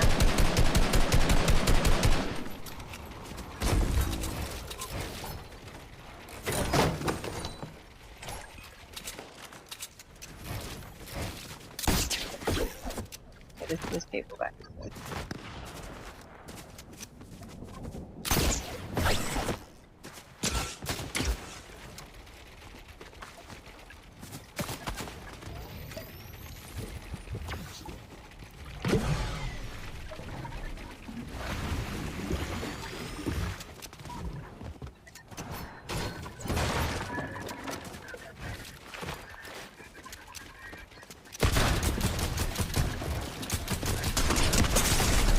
Dead? The zone is getting slow. Yeah, I'm gonna come back to you now. I'm gonna stop killing them. I just farmed 6 kills on them, so I feel so bad. But it's fucking insane for us, I'm not gonna lie. That's okay, that's okay. You're doing lots, you're doing lots.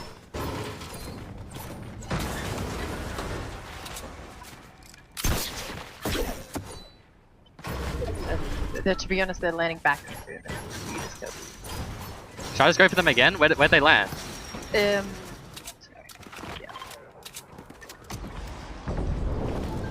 I think that was them. There've also been a lot. I'm trying to get my medal up. Yeah, I've got them. Do you need a grapple? I've got shots. There's a spare grappler on me, I reckon you come get it. I swear it's just good for us both to have grapple. Okay. Wait, I can get another kill. Okay. And Alex, you crazy? Hit him? They're so afraid of you. They're like together now though, and I'm weak. I got grapple. No buggeries here.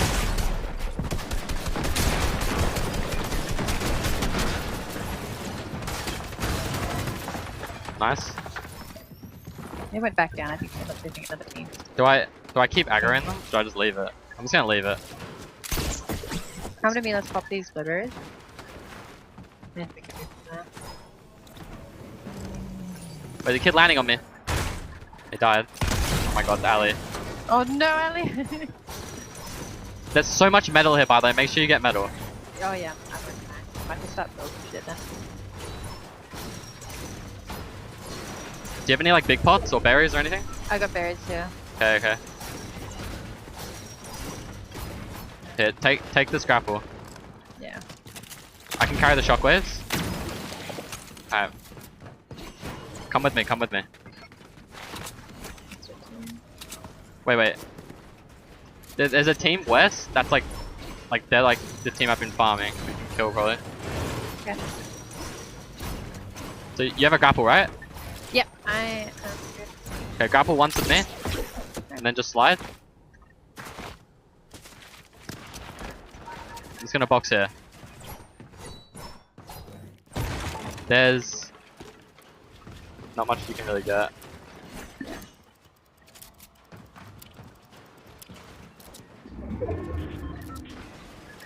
Huge stuff, Alex, though. 6 kills. Maybe more. This team north is like... They're in gym. I know. I feel like we can kill them. Are they in zone? Maybe on the... I feel so bad because you know they're sitting right next to us as well. Fine. Like I was talking to them before and I was like, where you land? It's actually like I actually never felt worse. No, there's no sympathy, alright, Ali. Okay. How many berries do you have? Come first. I don't have anything left. Alright.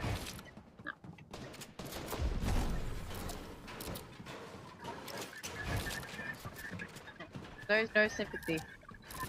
We need this. I only got metal though. Surely we pull the half. Surely. I think so. This is good zone for us. Good zone. No, we wait. Wait, are they finding? Wait, they're gone. Oh my god, I cracked him. I'm gonna go over and fight.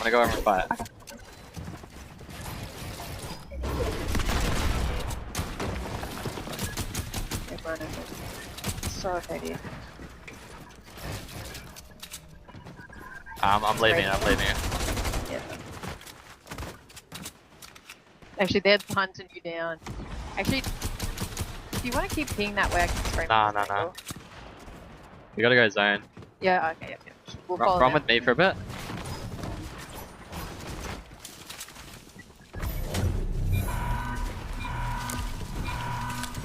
Alright, ready? I'm gonna shockwave us. Yep. Are you good?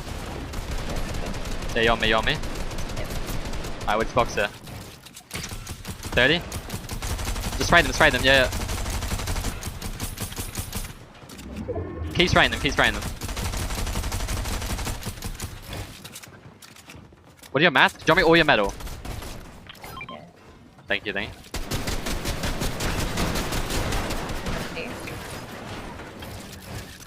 Am I gliding? I didn't get it. Alley A, oh my god. Oh no. That means he's. Do you have an AR? No. Okay. He's gonna respawn in the air again. He's dead. I know, but I might be able to get. We might be able to snag the kill. Go for it.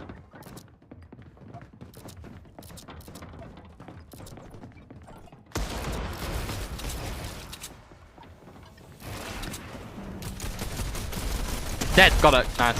You got it, nice. There's 2 dead there.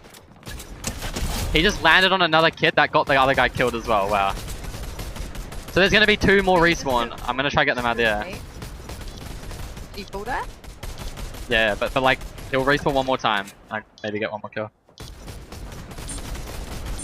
Game is insane. 60 white, 90. I hit him 99 white. You're kidding. That's okay. Alright, we pulled good zone. Yeah. Good zone. Good kills.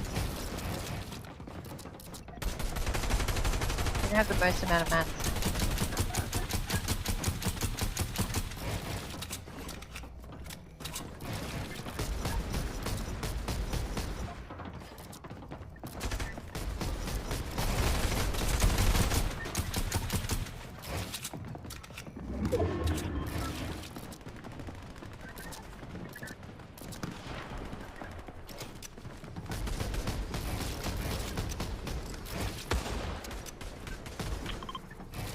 Alright, you see that? You have a grapple?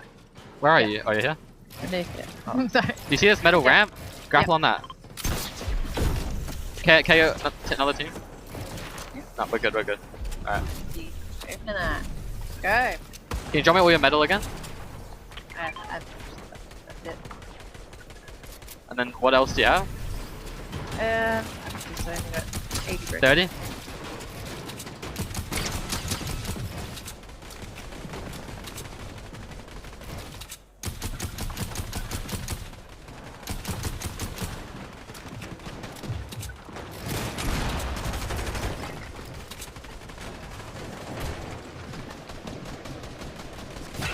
Nice, that's so good. Yeah, it's such a good thing. Wait, kid died right here.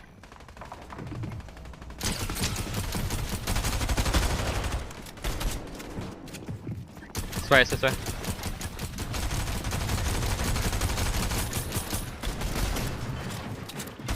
Oh. Sure. Can you drop me a mini ammo? Yeah. We're just gonna grapple back to that in a sec. Yep. Keeping it safe. Now stuff up. Good. Alright, ready? We're gonna go very soon. Alright, go now. I'm just gonna go above. Okay.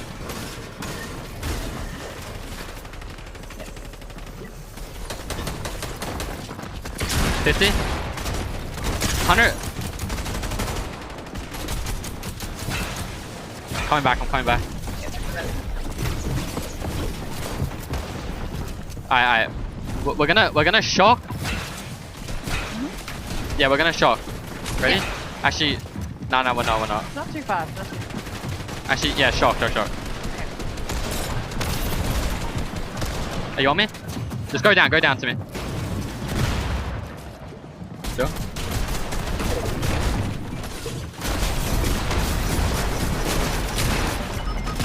Drop me all your mats. Do you have medkits as well? Drop me medkits. Yeah.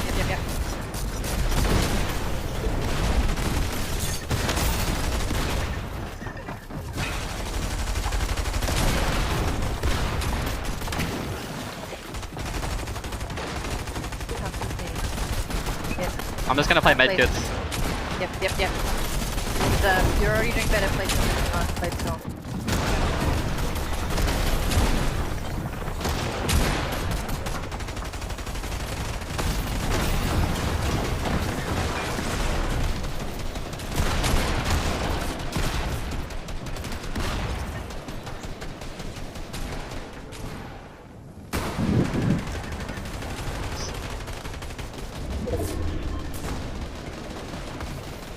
Very far pool.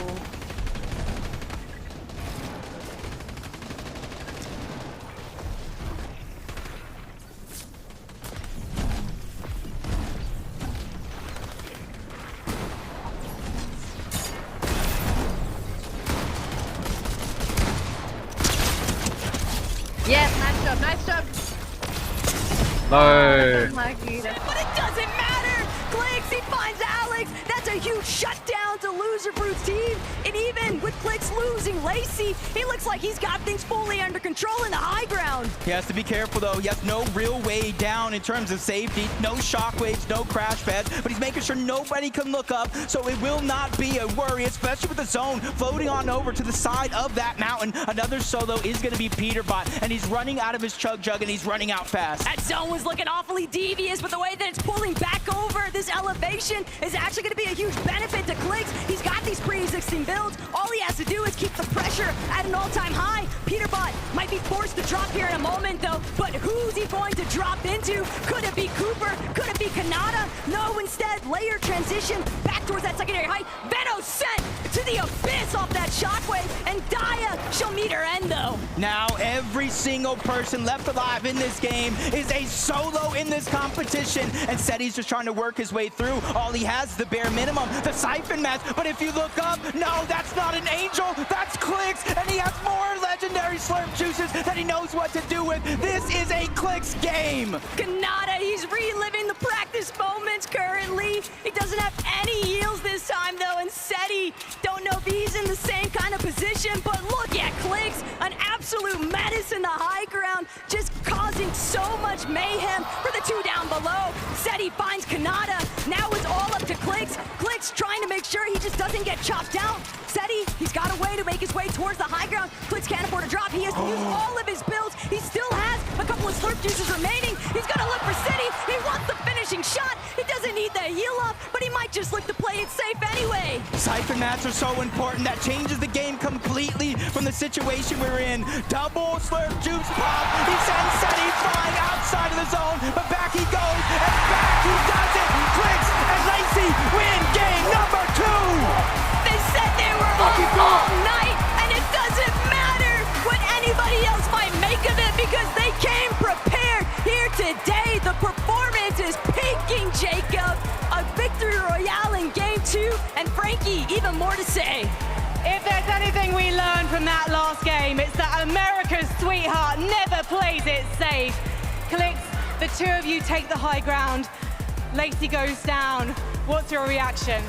I might have shockwave Lacey into zone, and I knew that would have been a big sell, but it doesn't matter because I won it, so it's all good. Is that why he sent you into the zone? Because he wanted to do it as a solo, Lacey? He sent me into the zone, but I trusted him the whole way. I never had a doubt. He was winning that. And while he is winning it, are you talking to him, or are you like, I gotta stay silent, let him do his thing? I was just giving him simple comms, mats, refreshes, pop his slurp before he goes down to fights, and letting him play.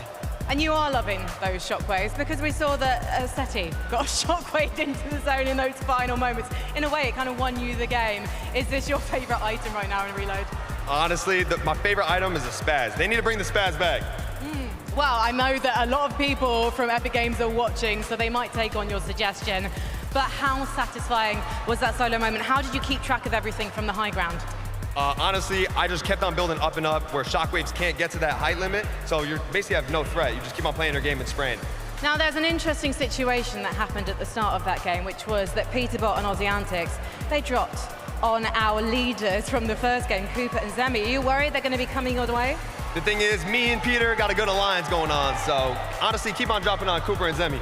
Excuse me, we want a fair fight. Hopefully we're going to have one. Before we head to the break, though, please, Galen Center, show your appreciation for Clicks and Lacey. We'll be right back.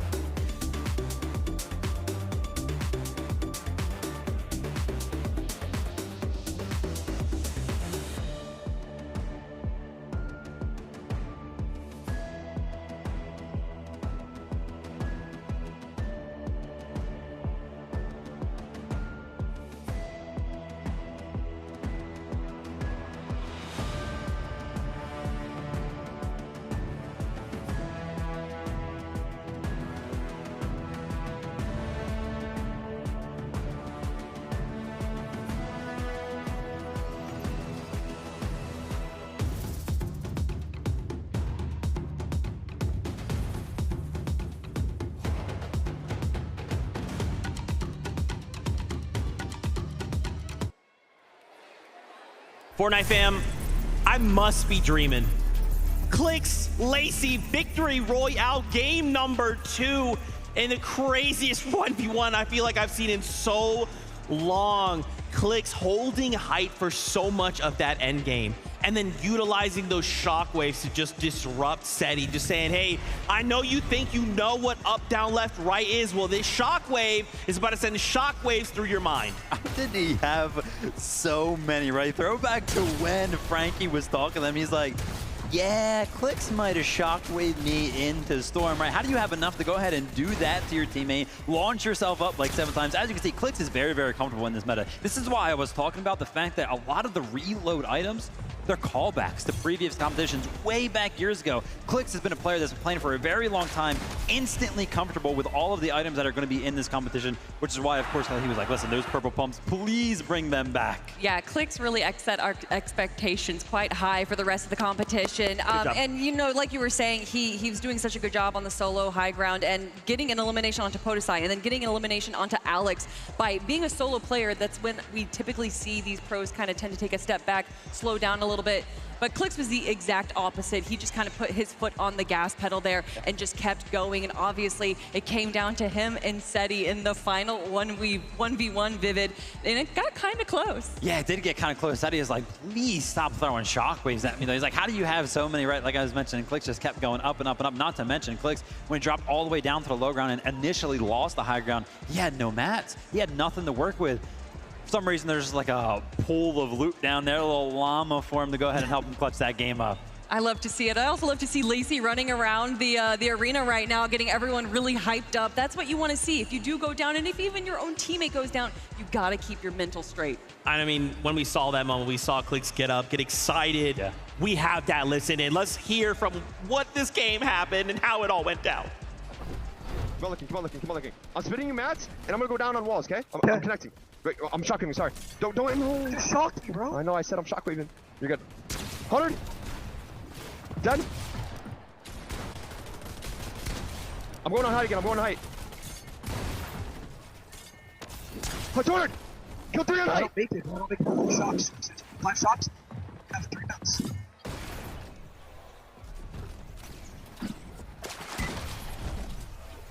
Let's go! Let's go! To be fair, Zeke, Clicks did come that he was shockwaving.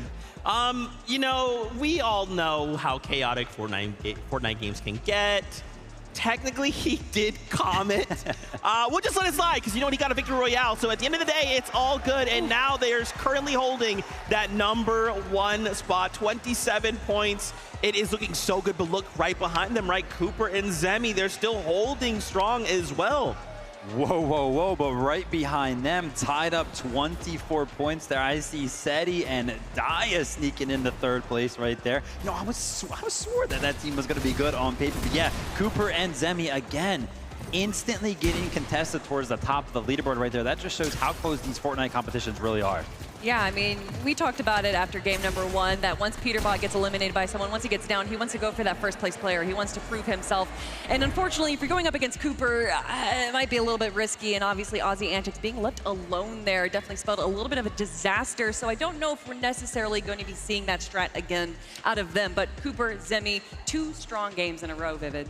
Yeah, I mean, super, super strong with them. Like you were mentioning, Kelly, the early contestation over at the Dirty Docks, things already getting spicy over there. Peterbot and Aussie landing over that way. I was like, whoa, whoa, whoa, what happened? How is Booga taking out Aussie and this and that happening? Everything's going crazy already. Yeah, you know, and still game 2. Zeke, we have so much more. There might be a possibility that we see Peterbot pull out the teeny strat and just land in a new spot every single game. I would love that. And the only other thing I want to see out of these games that I've seen too much of is my boy Ali getting bullied, okay? Leave Ali alone. Let him play his game for once.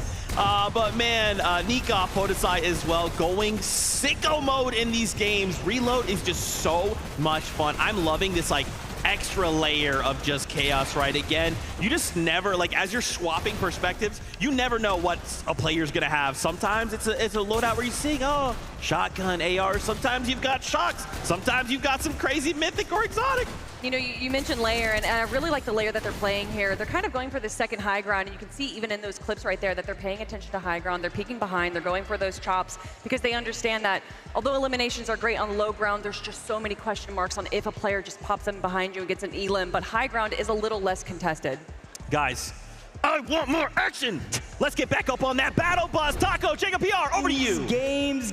We want more games. And I'm honestly keeping my ear to the street. The whole Fortnite community is saying this is fun. This is what it's all about, and I can agree. That leaderboard was looking crazy, though. Seti and Daya, you cannot sleep on their performance so far today. And Jacob, we're about to hit the halfway point. Because game 3 is ready to ride.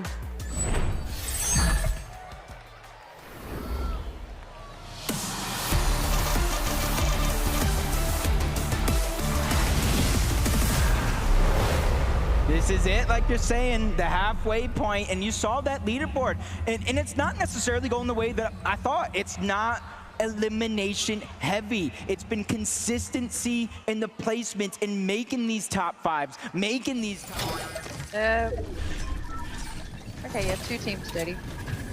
Okay. Let me know if you get a shotty. Oh, I need that shotty. Yeah, drop. Oh, yeah, sorry. Big pop behind her. Yep.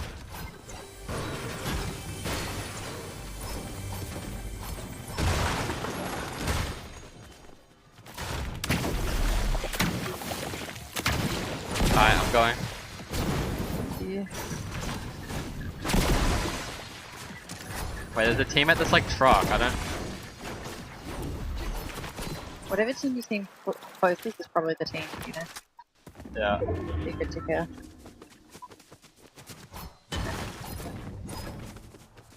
You go hunting.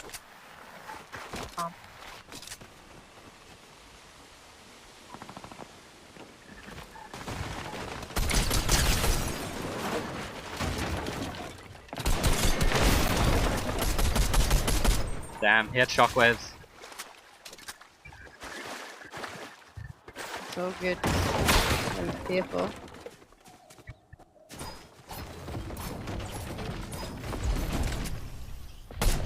I can't even key that. They just shockwaved away. What's that? That's so lucky, bro. I hit like 150.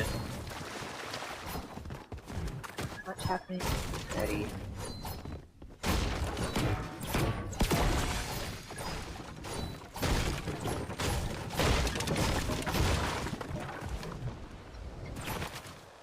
Fight, Zal.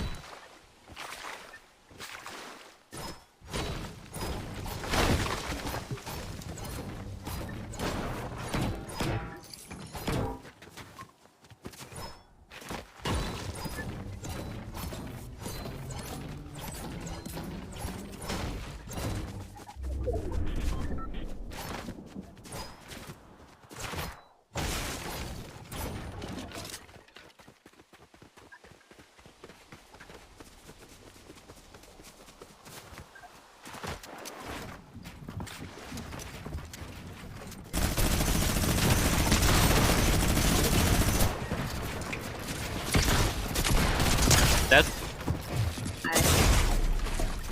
I got cracked.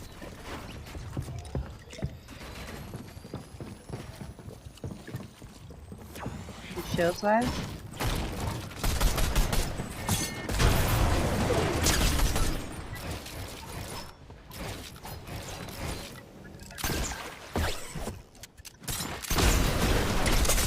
Oh my god, I died. So good. Make sure you like you live. All good. Yeah, just. Yeah. Alright, they're probably gonna try farm us now. Fuck.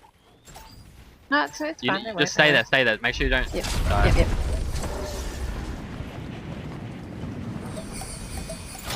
Okay, he's coming over. Yeah, the Brazil team's like on us as well. Yeah, hopefully they'll. Can you dip? Yeah.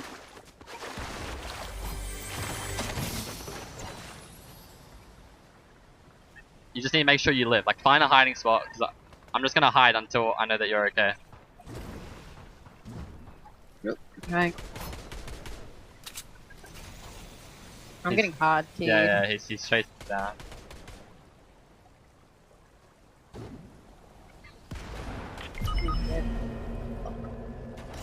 Low key, try glide back to where I mark. That's where the Spanish team is, though. No, they're up here. They're up here. Okay. Just try glide back there. That's like your best bet. And Okay. just let me know once you're safe. I'm just gonna sit here until you're safe. There's a team right there. Oh really? Yeah. Like 2 teams. Yeah, I have to. Yeah, there's so much. I'm gonna see if I can get to booming. Can you just go to the water maybe? All the way out. You're not gonna be able to go booming. Yeah. Actually, this team west of me, stop looking. There's 10 teams there. Yeah. Let's go east.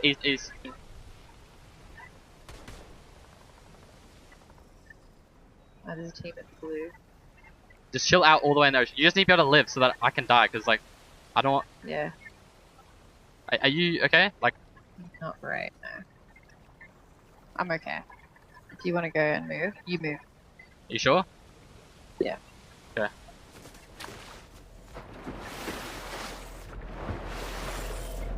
It's not good back here though, I'll tell you that much. You're much more likely to get stuck with booming. Yeah. There's a team just climbing up. They're just camping here. Yeah. Just stay where you are,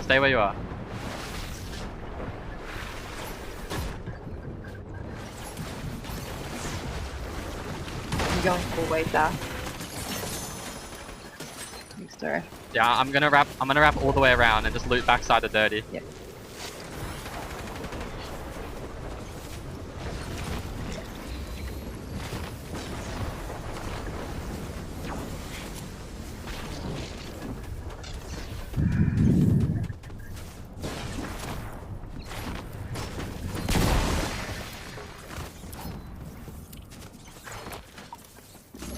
Do you have heals? You can. I'm okay by that. You can do stuff. Yeah.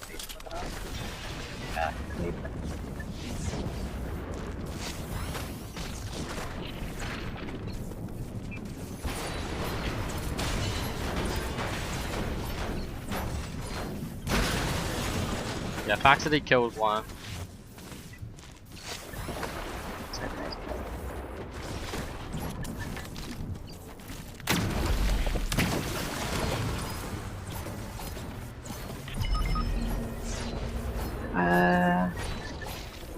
There's a team up at that. Where that.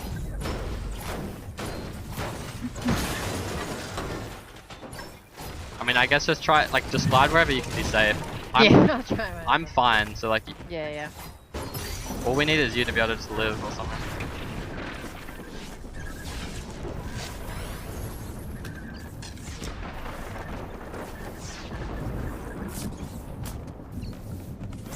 Not too many shots as I went down. There's only one team in docks as far as I can know, so we might actually be okay.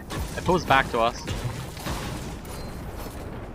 I'm just gonna sit in docks and just loot like the whole time. Yeah. Where were they? Do you know exactly where they are or not? They were at the very start. They're on me now. Okay. At least they're above me. Yeah, I think they know you're there. Oh yeah, they know.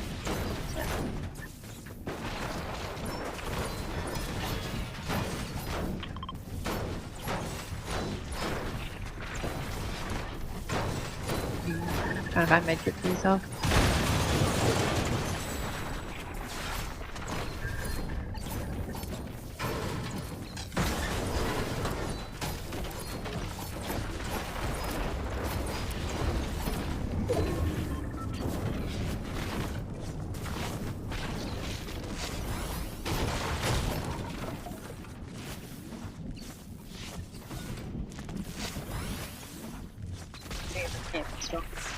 Yeah. Are they just sitting in zone? I don't know. Might try to. Try go back east if you're like scared. Yeah, try to.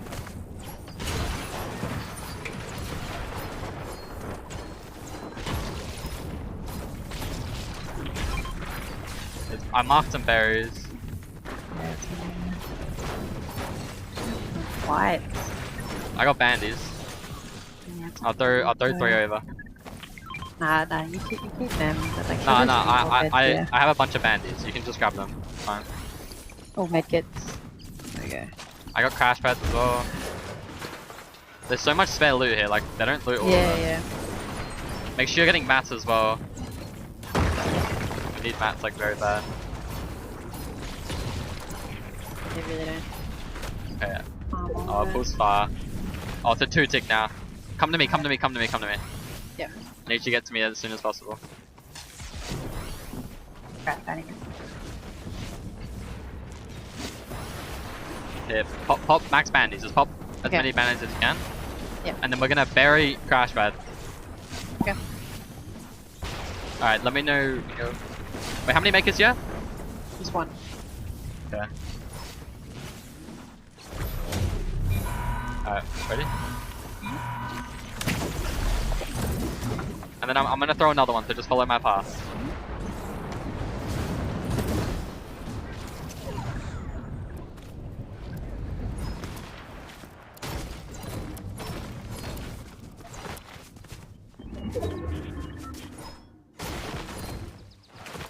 Can you throw me the medkit?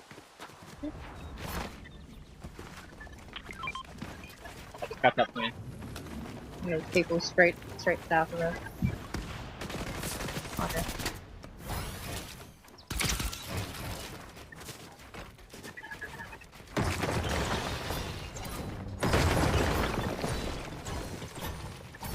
Here, take these minis.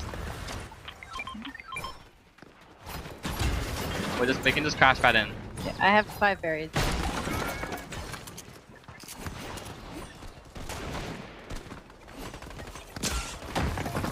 Alright, I got hit. Did you bury it or not?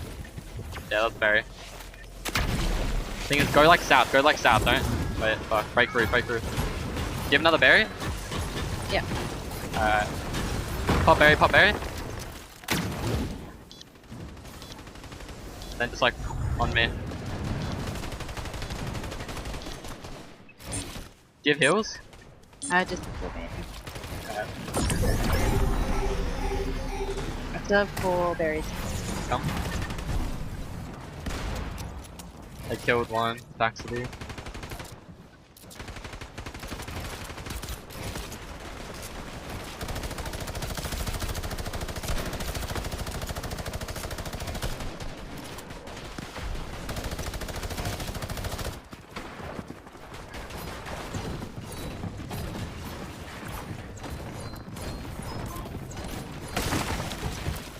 Can you split me bandies? Yep. And how many berries do you have? Just show me your berry. Okay. I have.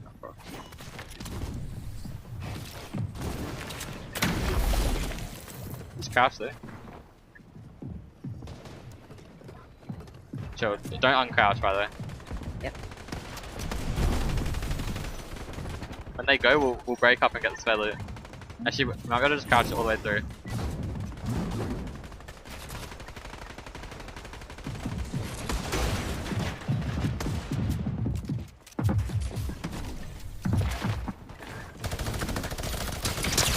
Cracked one.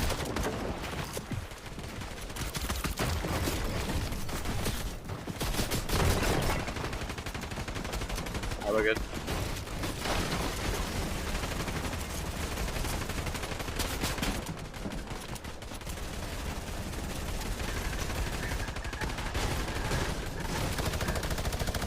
Wow.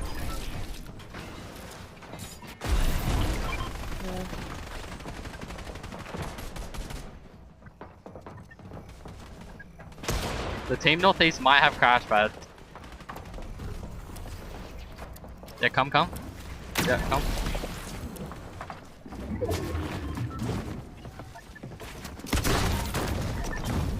Make sure you hit your head on the... Yeah. Are you on me? Yep. Alright, drop me all your mats, I don't have any. I got 2 crack pads for you though. Okay. You have no mat?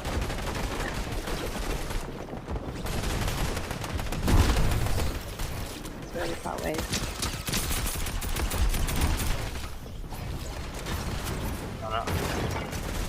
Come. Slide across. Okay, your head.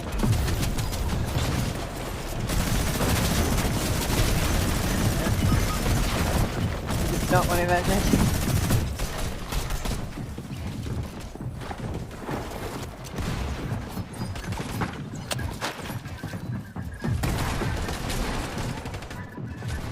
step up the team.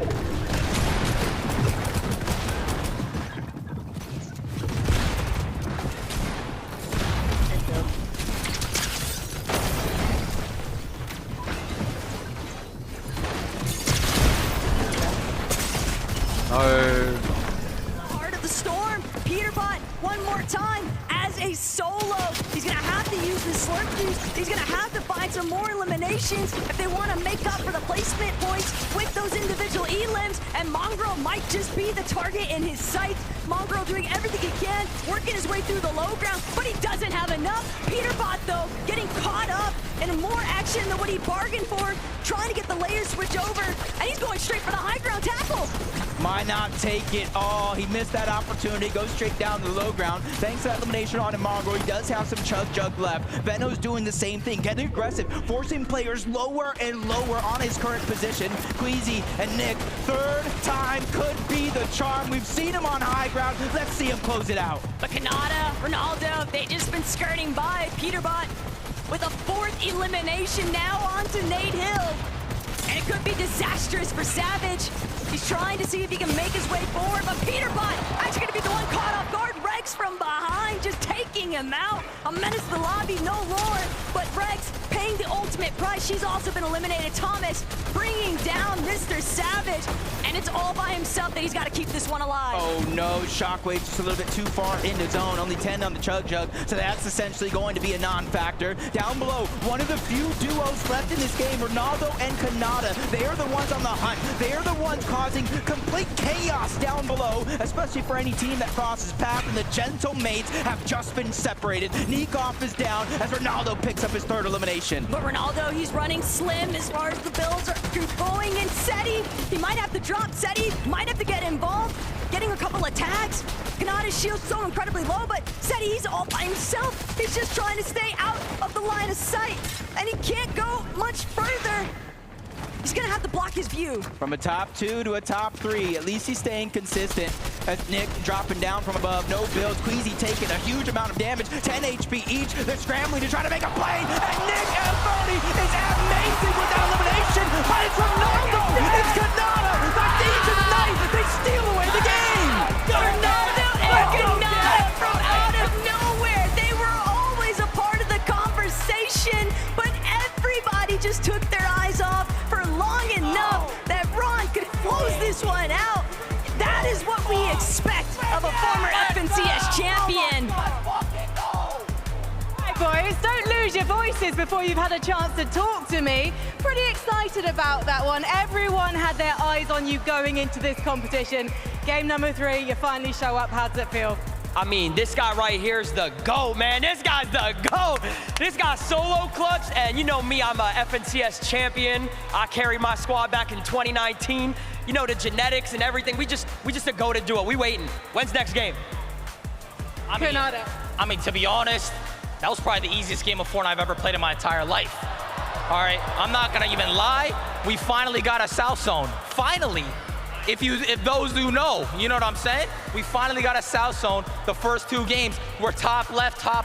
We're running the whole map, landing bottom right. We finally get a zone, and I said we're gonna win it. And what happened? We won that game.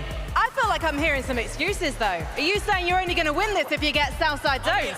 He said, watch, if we get a zone, we're gonna win. What happened? I mean, look at it. The first 2 games, 2 pulled max. Yo, we did top 5, top 3, and now we won. Easy.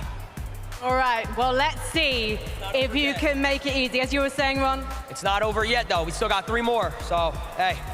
There you go. Let's not get ahead of yourselves. Galen Center, please show some appreciation. It's Ron and Kanata. Let's head back to Zeke.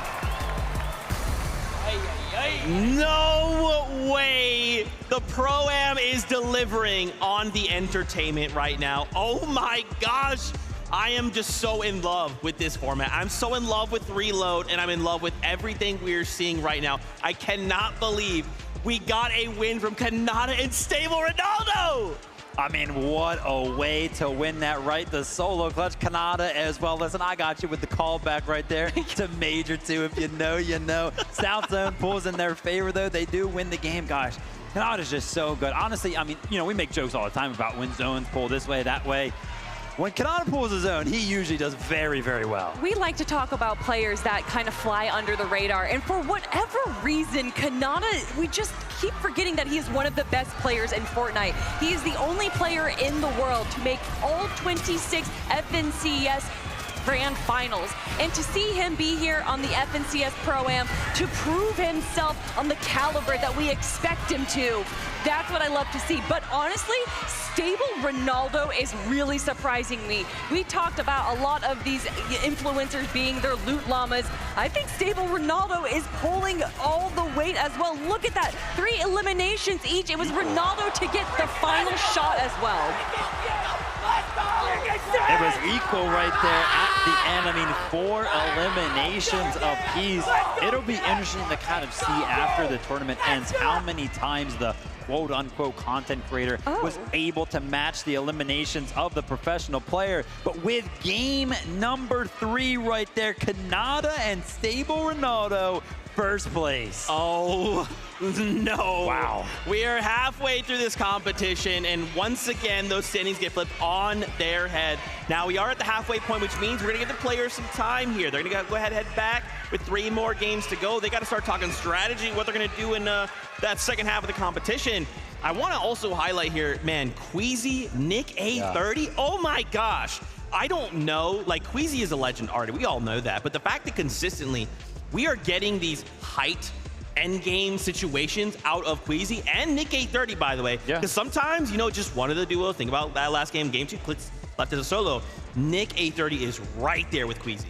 Yeah, I mean, they're doing such a good job. I'm not going to lie, I was a little bit worried after games 1 and 2 because it looked like nobody was really going up for high ground. So I was like, well, if anybody starts to like shoot up, pressure them, tries to take it before them, like what's going to happen then? Game 3, Mongrel and Allier were actually up there on the high ground. And that lasted for about a minute because Queasy just knows how to take the high ground as well. Got to give a big shout out to Nick, though, because it's not easy to kind of follow up on those takes. No, I love that you talk about Mongrel taking high ground, though, because if you looked on the other side of zone, around zone 8 there, that was when Nick A30 and Queasy were essentially egoing. Typically, when one player starts to establish high ground, they kind of hold it until someone either chops them or tries to steal it away from them. But to ego a player and to just build your own high ground on the other side is a different sense in itself. But Queasy, Nick A30 doing a great job. Nick A30 getting an elimination onto Seti, one of our invitational winners, is definitely going to be in his highlight reel. Beautiful shot right there from Nick. Dude, and I love to you kind of bring up Seti. I love that we've also kind of been seeing Seti. He's kind of like lurking, right? He keeps making these end games. In game number 2, we saw him kind of paired up with Daya as well. They're on the low ground. I mean, Seti is like, he smells blood in the water, right? Like, he's that shark lurking in the depths, waiting to strike. And the problem is, we kind of keep letting him make to end games. Yeah, I mean, I'm going to pat myself on the back a little bit here, right? We were talking about the duos, having a little bit of a conversation. I was like, I swear, Seti and Daya, they're like good on paper. Everybody's like, what are you talking about? I'm like, I swear they should be good. They're like, nah. Shout out to KXR, though, because I saw KXR put some respect on Seti and Daya's name as a duo in this competition. So far, though, I think they're proving everybody wrong. I mean, you called it out, honestly, that we have a lot of FNCS competitors here, a lot of people that make it to the grand finals, but this is a team that has won multiple LANs to both of their names, between the Milk Cup, between the Invitational. These aren't just LAN competitors, these are LAN winners right here, and that's why we are currently seeing them in their second place spot. But for me, I'm looking at eliminations, and I have to look to Ozzy and Peterbot. 16 eliminations, the most in the lobby, but of course, placement is where they're falling short. Yeah, I was actually, looking towards that as well. No surprise that they do have the most. It's also kind of crazy looking at that leaderboard, how close, like top 7's very, very close. I think it was up to like 3rd place. There's only a 6-point difference right now, so it's still pretty much anybody's game. Yeah, that's really scary. We kind of missed out there at second place, right? Cooper Zemi still also hanging on there, making sure that this first place spot doesn't get too far away, right? I mean, just to see like the I love that reaction. The variety of talent, really, from every single duo. It doesn't matter who we tune into. There's excitement. There's plays being made. Like, man, Reload is just so much fun. Yeah, it really, really is. And shout out to Alex, right? Because Alex kind of putting on an early game clinic right now. Definitely going for those aggressive pushes. That game, though, definitely got a little bit of a pushback. Nate Hill was moving a little bit, actually took out Alex on a push and was able to pick up a couple more eliminations kind of following up on that. Yeah, we like to talk about kind of these micro adjustments that players make during the tournament, because although you can prepare for Reload, playing at home, playing ranked games, there's only so much that you can really prepare for a tournament. The meta kind of evolves as the tournament goes on. So to see Nate Hill kind of respond to how Alex is playing, because we saw Alex, like you said, going for those early aggressions and then just kind of punishing the players near him. Making those small adjustments like what we saw from Nate Hill is what allows you to stay at the top of the leaderboard.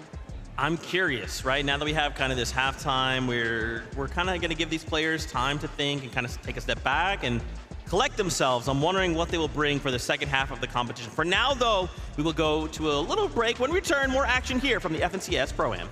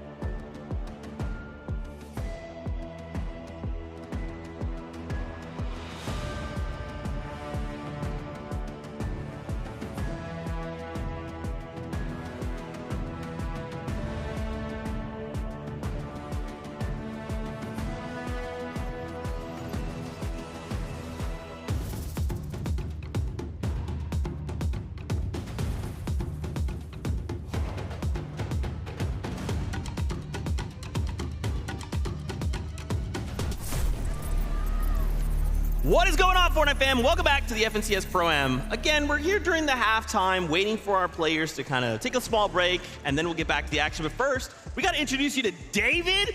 Yeah, I know. What's going on? David is here. Come on now. We're standing next to David. The internet will never forget this happened. David, welcome. How are you feeling? Bro, I feel ecstatic. It's Fortnite. It's Fortnite. Come on. Let's go. Oh my gosh. So, David, you know, what brought you to Fortnite? Why Fortnite, of all games? Listen, in 2017, I found the game on the PlayStation Store. I downloaded it, and I got into it super early, maybe like season 2. And ever since then, I've been addicted to it. I can't lie to you. Ever since then, I've been addicted to it. Crazy, bro. Okay. So we was talking a little bit before we obviously hopped on here. Tell everybody what you told me. I was like, you know, have you been keeping up with Fortnite competitive in general? Yes, I'm coming for that. I want to be a pro too. Look at that. My journey not done. I did the music. I got to get back into the Fortnite, bro. Come on now. That's awesome. That's awesome. You know? So watching the competition today, then, who are you going to be rooting for? I think Ronaldo, bro. Okay. He's going crazy. Peter Bart going crazy too. He's literally clip farming right now. He's literally clip farming. So, you know, yeah. I mean, you brought up your music. You just released a new album. I did. Congratulations, Thank first of all. But I Thank got to ask, man, Listening to your own music while playing Fortnite, is there a song in your new album that you're like, it's go time, WP, the end of the game? I think Feel It. Yeah, are you That gets feeling me in it? the mode. That gets me in the mode. Yeah, Feel It. That's the one. Dude, I love that. What inspires you, man? I mean, obviously you're like kind of a prolific musician. You know, you're coming in. Obviously, Fortnite loves you a lot. So, what inspires you? Right now, it's a lot of movies, television, and just life experiences, bro. Especially the games. You know what I'm saying? You know what I'm saying? All right. Talk to me a little bit about the watch party you got going on there, because I just found out streaming you're it up there, bro. I've been getting my little commentator vibe. You know, I've been checking in on players, see if everybody's locked in, and you know, seeing how everybody's doing. Are you gonna start streaming some Fortnite? Maybe get into some cash cups? I need to. Yes, yes. I'm going to. So what you're saying is we should just go ahead and add you to the desk. You're a permanent fixture. Yeah, you know what? Just keep me up here. Okay, all right, yeah, let's just pretend, you know, end game, Ronaldo, it's a 1v1. He goes to win. What does that sound like? Go. Oh my God! Oh my God! He's got it! He's got it! I think he's tired. He's hired. He's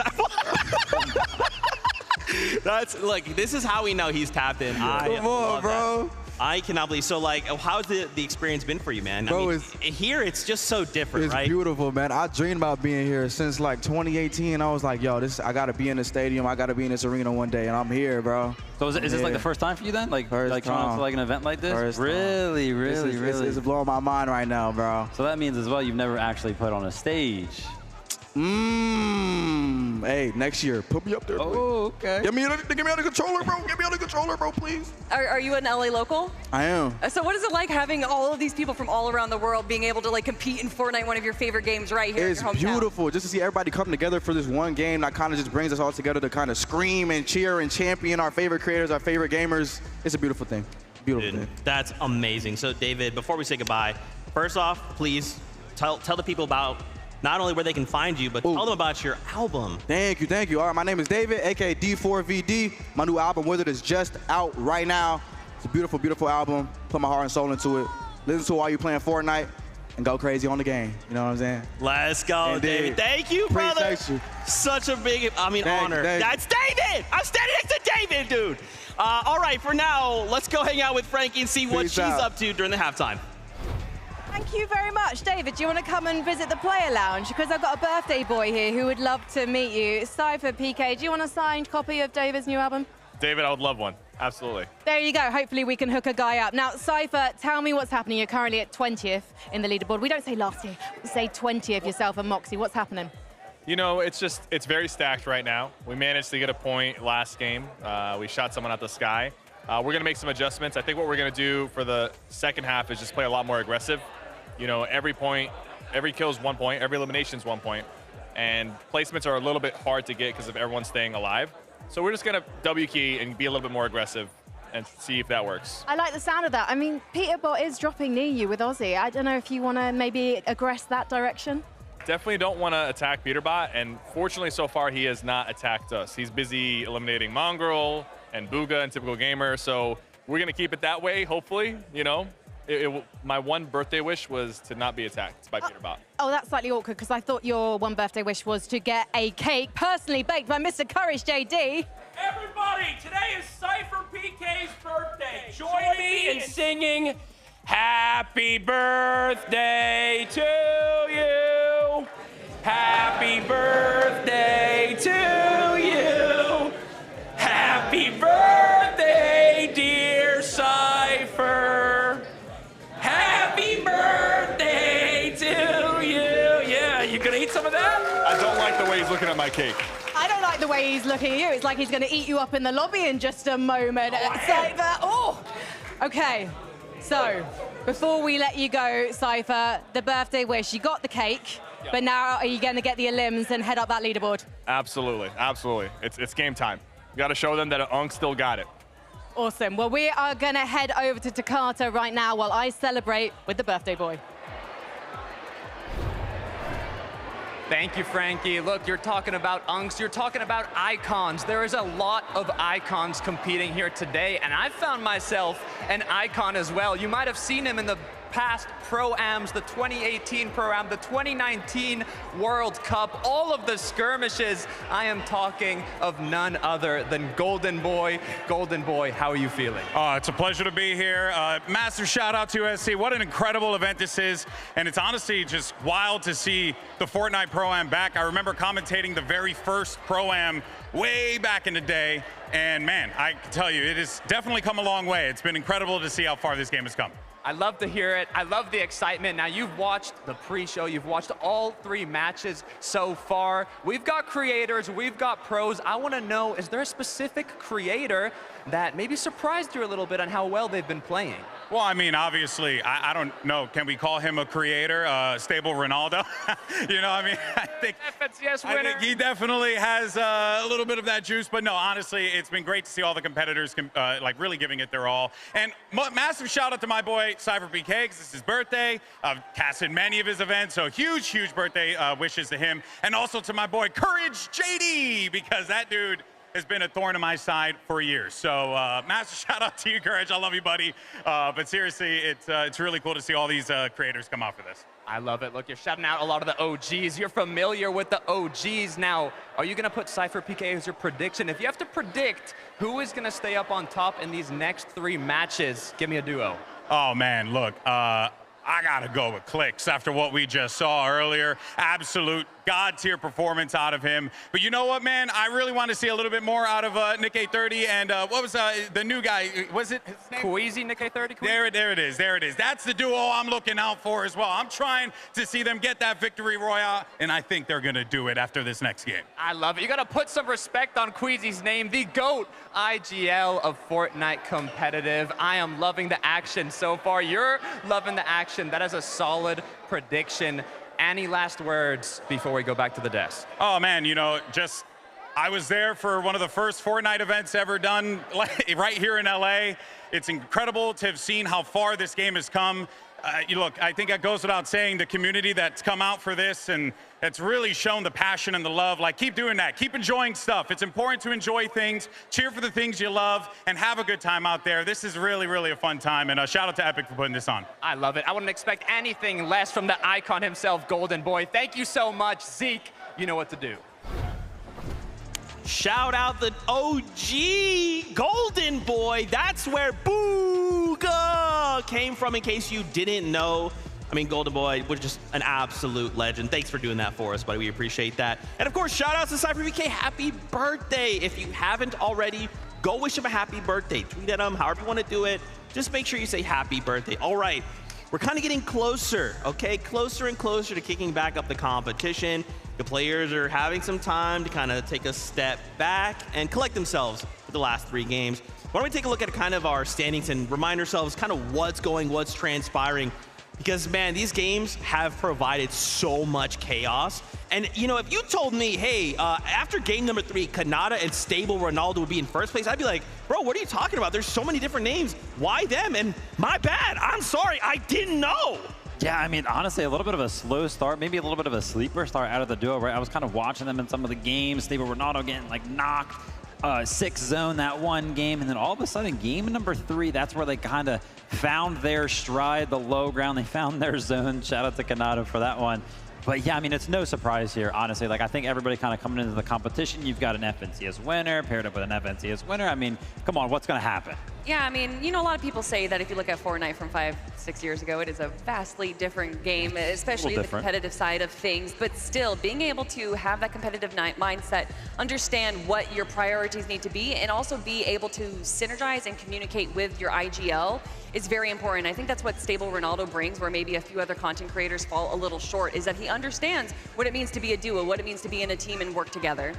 I love it. We've done something special. We've got some stats from the first 3 games. Let's take a look and kind of see, are there any front runners leading any of these stats? There's a name. You know, it's crazy, Viv. Why don't you just call out that name that seems to be eating up quite a bit of these stats? So I read the first one, right, and I was like, ooh, Alex and Peterbot kind of tied up, and then my eyes went further down the list, and I was like, oh, Peterbot. Most damage done, best damage ratio, most builds, most eliminations. Peterbot, yeah, this is why he was finding himself toward the top of predictions. He's also going down around 8th, 7th place And a lot of those eliminations are kind of earned towards the end game. So for the fact that he has the most damage, the most builds, and the most eliminations, while still not placing that very high, just shows how much of a powerhouse he is. As somebody who pretty much gets to watch Peterbot on a daily, and I love doing so, I'm kind of afraid to say we still haven't seen that Peterbot-esque performance, right? I'm talking about one of those end games where 7 eliminations, you blink, and all of a sudden he gets them. Well, I mean, Peterbot, you know, a completely incredible player in the standard Battle Royale mode that we're used to, and he has just perfected that. He's played everything with it, and I'm wondering, actually, if with it being reload mode, that it's not necessarily facilitating the kind of end game that Peterbot is used to. I feel like he should be pretty comfortable. I mean, we're kind of getting to the end game pretty consistently, right? Every single time we kind of tune into him, he's picking up those refreshes. He's got a grapple gun to work with. It looks like he should be comfortable. Something that we always say, though, about Peterbot is how he conditions the rest of the lobby. Yeah. And I think that this lobby is unconditionable because they are just so chaotic and they kind of just don't care. To quote David, I don't care is what they're saying to Peterbot. I like that, but I think there's a point to that, right? Because obviously the fact we have all of these different things, there's so much chaos, shocks, and people kind of landing back down. You're like, I just eliminated you. Wait, stop, don't come back, don't come back. Like, there's so many different things, and I think there is, because I agree. Normally with Peterbot, we're used to seeing like, oh no, there's 20 duos left alive, it's Peterbot, and then suddenly like, wait, Peterbot won and picked up like 11 eliminations? What just happened? Now, what about creators, right? Who has shown up as the best creator on the day? Ooh. Well, it's actually Zemi who is looking the strongest right now, and I don't think any of us are really surprised to hear and or say that. I mean, just look at some of these stats. Zemi, he's got ice in the veins. Yeah, I mean, no surprise right there. We were kind of talking Zemi. For anybody who doesn't know anything about Zemi, pretty much taking over the zero build scene. He's considered one of the best players in that game mode. Coming over to the Pro-Am, obviously, yeah, you got to build a little bit, but the aim should be there. He knows how to kind of use all of these weapons. And I was actually talking to Zemi, right? Cooper was kind of gassing him up. He was like, dude, his aim is just like so good. And I was like, well, yeah, because in zero build, you're used to people kind of like shockwaving around, all of the movement that kind of gets added to zero build. Sometimes you just got to hit those shots of players flying through the sky. He's used to that. Reload, a lot of people flying through the sky. He's literally doing those aim trainer maps that we see, but it's just in zero build. But again, you know, he understands competition. He's entered competitions himself and then joined by Cooper, who's an incredible IGL. But looking at the numbers, Nate Hill, if we're going to talk about a dark horse, Nate Hill is definitely one of them with 1,500 damage. Well, yeah, a lot of that's actually got to be from last game, right? We saw him, I kind of talked about it a little bit, gave him a little bit of a shout out for pushing back Alex. And I mean, if we're just looking at it on paper, it's like, whoa, like Nate Hill should not be able to push back Alex. I mean, Alex has been playing the game. He's an FNCS champion. Nate Hill, yeah, he's still kind of playing Fortnite, but he hasn't really considered himself or, you know, jumped into the competitions in a very long time. But to kind of see him do something like that and the show on the damage zone leaderboard, really, really cool to see. I even saw Somerset up there, right? Like, yeah. Whoa, what's going on, man? We're putting up some damage numbers here. It is so absolutely amazing. Now, we actually have an interview lined up. Let's check in with Clix and Lacey.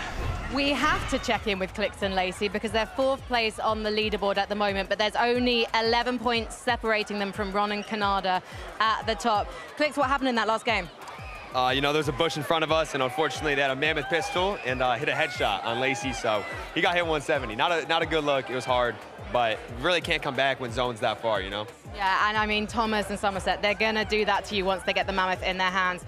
Lacey, what's the strategy going forward? I'm landing on Somerset. She ruined my game, I'm landing on her, and I'm killing her every game. I'm a farmer out the air the entire game. Well, maybe Somerset's listening to this and she's going to be ready for you. It's a W key situation, though, isn't it, Clix? It's anyone's game. All you need is one good game and you can dominate the top again. Yeah, I mean, these next 3 games are going to be really aggressive, so it's about just staying on par with the aggressiveness and trying to get many kills as possible. And what's it like knowing that the crowd is on your side? They're always on the side. You just gotta love the crowd. You love the Clixers, you know? Yeah, I mean, you got used to them being on your side, but you never take it for granted, right? Never take it for granted. Super grateful for them. And what's it like for you, Lacey? Obviously, the former pro player, now in front of the crowd again. Are you loving what you're hearing? Yeah, you know, as a former professional player. He's got like $5,000 to his name. That's a former professional player. Current professional player. You know, it's fun. It's my first LAN. The adrenaline up there on the stage, it's a lot of fun hearing the crowd and seeing everybody cheering us on. So maybe Major 3, Clix might make some changes to his very successful trio and bring you in? I don't know. I might have to drop Iamzo. You a new fragger? He would literally physically weigh down our team. Like, it's not worth it. That's such a shame, but you know what?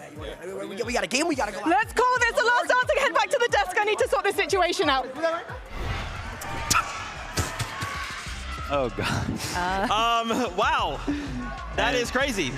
There's the engagement form we were looking for. There it is. There it is. Obviously, you know that they're excited. Obviously, that's a character. That's them being characters. That's them being characters. What did you say? Oh, it has to do with the VOD review. Okay. Well, okay. I'm gonna be honest. You know, you're talking about excitement, and we just saw Clix and Lacey backstage. A lot of people are coming to the stage right now. I'm guessing that they might get a little bit more excited in the audience when we do see Clix and Lacey come out. But I just love to hear from Golden Boy that Clix really surprised him, and I think you know, a lot of people kind of just, for whatever reason, see Clix as a content creator first and then a pro player second, but he has just brought so much to the table in Fortnite competitive over these last years. Absolutely. Let's take a look at some of the stats. I mean, you know me, I love stats. It makes things very, very simple. Peterbot leading the charge right now. 2.8 damage ratio, almost 5K damage done. Look at the eliminations and, of course, the current place. But again, Kelly, you kind of called out. Yeah, they're kind of hitting these good stats, but that placement isn't there.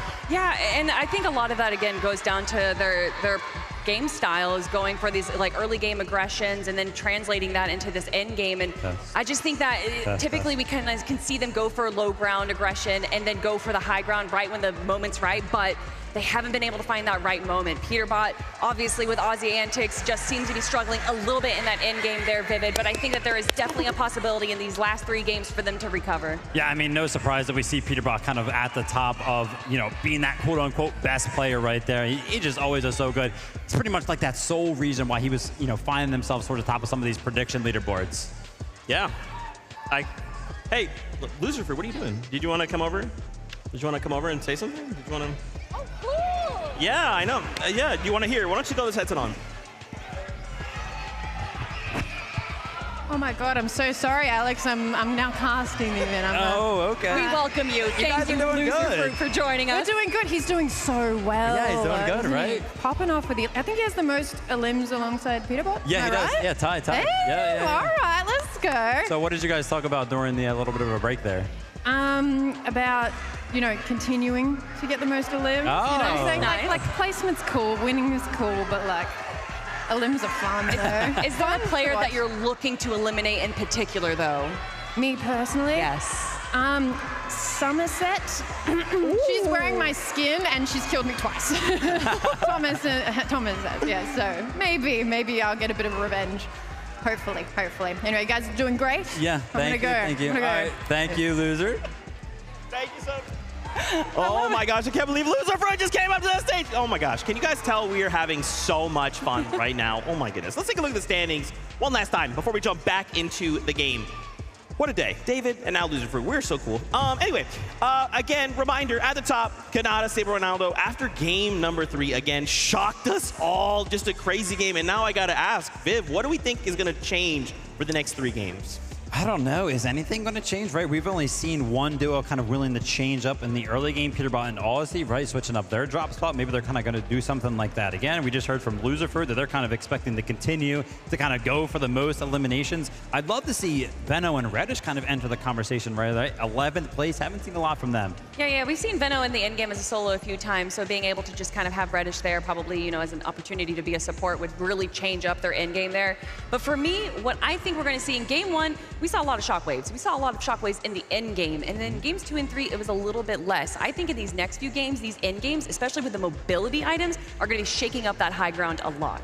I'm curious, will Loserfruit get the elimination onto Lachlan? The single desire she seeks, the single elimination, will we make that happen? Speaking of course, of other conversations, could we see Thomas HT and Somerset get a victory royale? I mean, Loserfruit's talking her up. I mean, will we? I think we definitely can. I think Thomas HD and Somerset, we saw Somerset on the leaderboard there for creators when it comes to damage done, so they're obviously playing pretty well. I would be curious to kind of see the leaderboard for damage done amongst the pros, because I would be not surprised if Thomas HD kind of found himself there. So, I mean, they're doing good in that department. They just got to kind of find themselves to the end game, kind of stick together as a duo. Yeah, definitely going for that kind of early game aggression stat instead. But you know, Zeke, I just want some more Fortnite. That's what I'm here for, and I think that's what everyone else is here for as well. I think you guys want more games of Fortnite, right? Are you guys ready? Casters, take us in the game.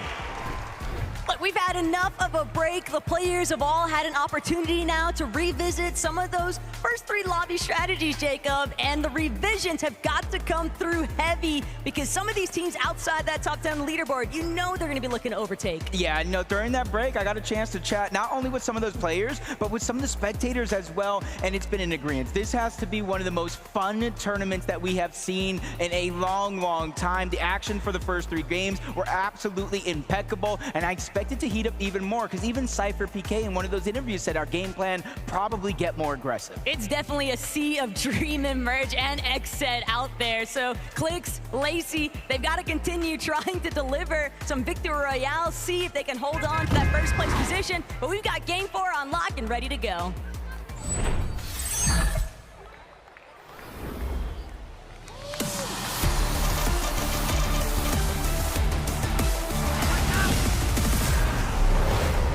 This is it, the true halfway point of the 2025 FNCS Pro-Am competition, and where you're at on the leaderboard, I feel like dictates how you get to play. In the top 5, business as usual. Anywhere down below, if you're looking for that number.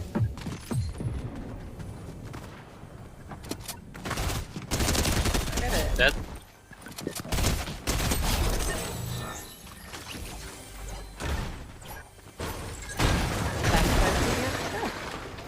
I got shockwaves as well. Let me know if you get a shotty. I got shots too. I got a shotty. I got like a really good lead for you. Okay, okay. Wait, who died? Cypher? No, you tried to get guys. Oh, someone. Is that the reboot? Yeah, they've got a mammoth. Or maybe on Cypher's got a mammoth. I think you maybe need to get him. Yeah, yeah. Drop me a shotty, now. Yeah. Actually, what shot is it? Pump. I got thunder. I'll just take thunder. I'm going for Cypher. I need that moment. Get that mammoth.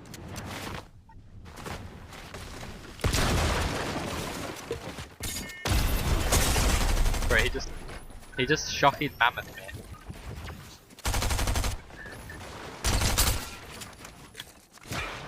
Oh my God, I can't even kill him. Like, he just mammoth me so much.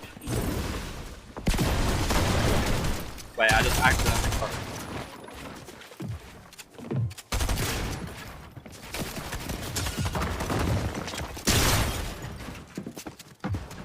Dead? Nice.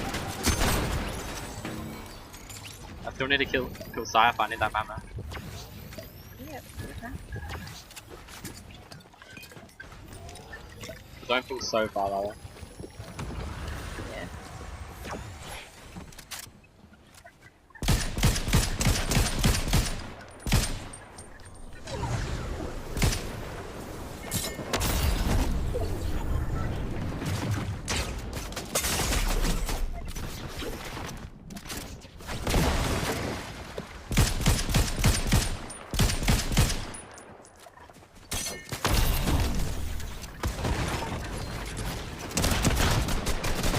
Died. We traded. Are you good? Yeah, I'm good. Okay. Damn, that's solid. Are you gonna drop? I'm probably gonna try land like on you. Yep. Just up there.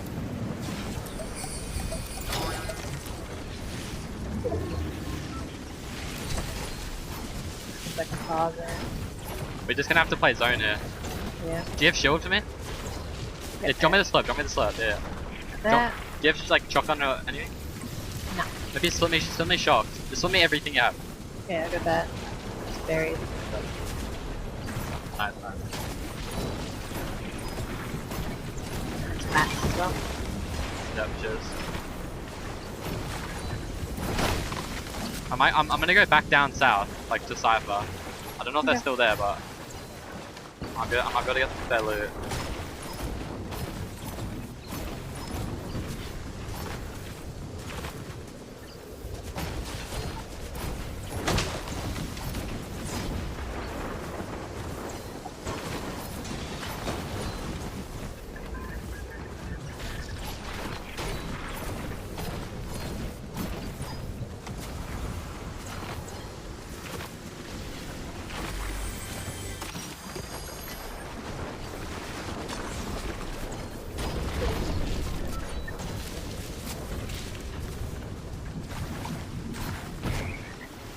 kind of pulled back to us, by the way. It's good. Oh, the Brazil team's in zone. Like close to you? Yeah. I might go further back now. This is going out here.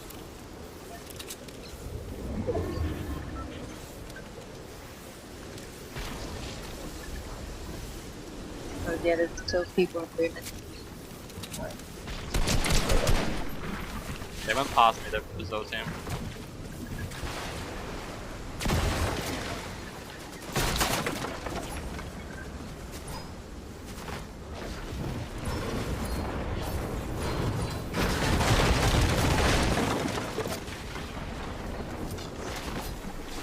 What heals do you have? Just 2 meds. 2 medkits?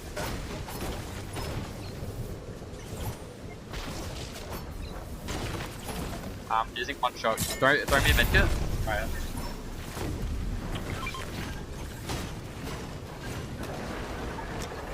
We can probably. I mean, a lot of other teams are going to be looting Slurpee. There's only should be one team in dirty. No, we just gotta go. We gotta go zone. Especially if this pulls far.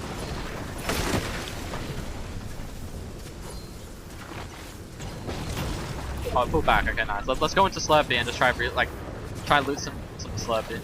Yeah. Have you popped medkit yet? No, you haven't. Yeah.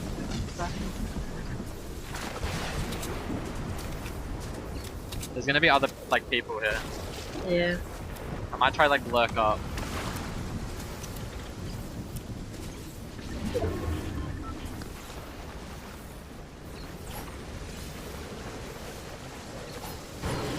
Try get your medal up as well while we're here. Yeah.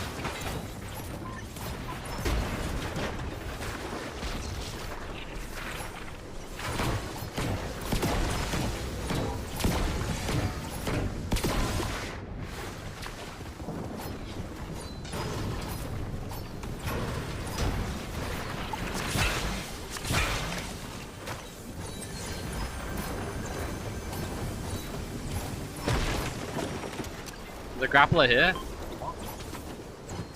Someone above me. I just found him there. I got 2-1-2 mats. Wait, you said there was a team on you? Nah, they're just above. Fine. Might try to kill him.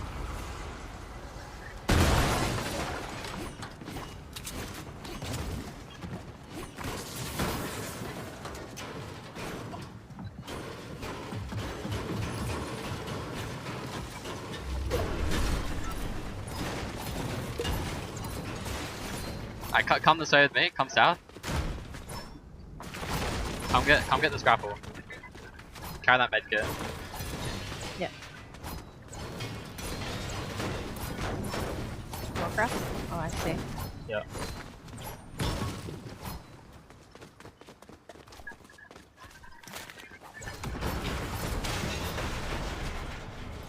Yeah.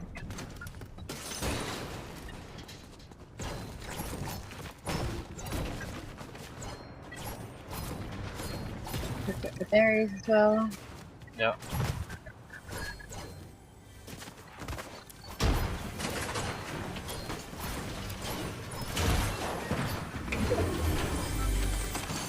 Oh, I got a mammoth.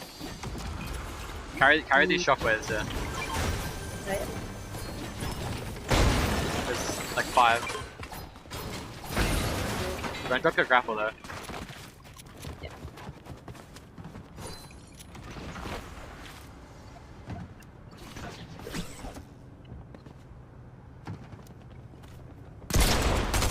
They have 9 in. I keep coming. We're gonna have to use a few grapples here probably. Yeah. Grapple one, to me.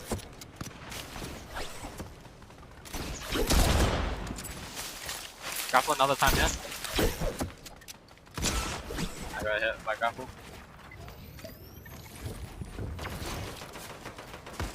I'm grappling up here.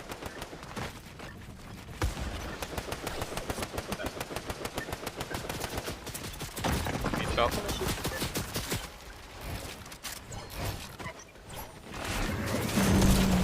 I got him. Nice. Oh. We pulled zone, full zone. Oh, fuck. Just drop down if you need, drop down if you need. Which we're okay though. You're not shooting anymore. I'm just gonna keep looking for Allier. Yep.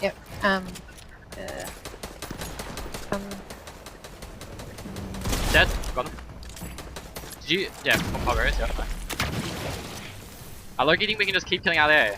Yep, I think so. Yeah, we got a good zone. Yeah, I got this. We'll go back and I'll re-farm for you. Wait, shockwaving? I'm gonna just. You need momentum. Yeah, he respawned again.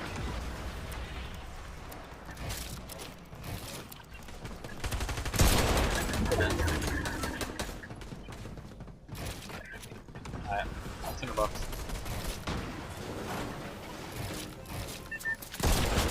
I just blanked him. I'm 60 white. Should we go down? I don't know. Re-farm for bread. Wait, spray that.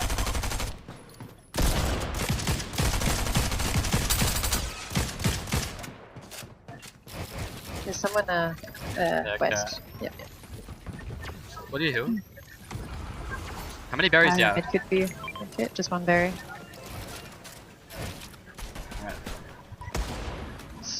Split me shockwaves and pop the berry. Can you drop me another shockwave? Oh yeah, there you go.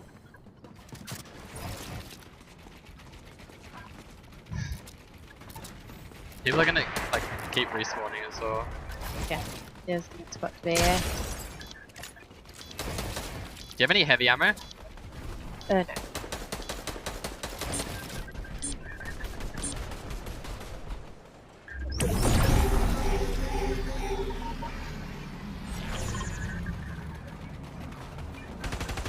I can't. We're gonna shockwave early. Come on.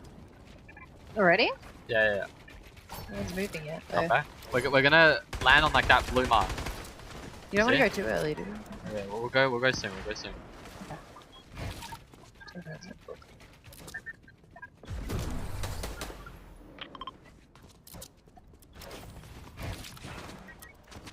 Yeah, so we're gonna try get a blue mark.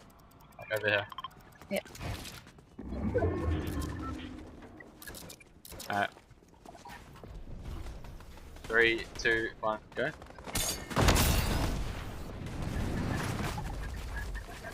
Are you on me? I got it,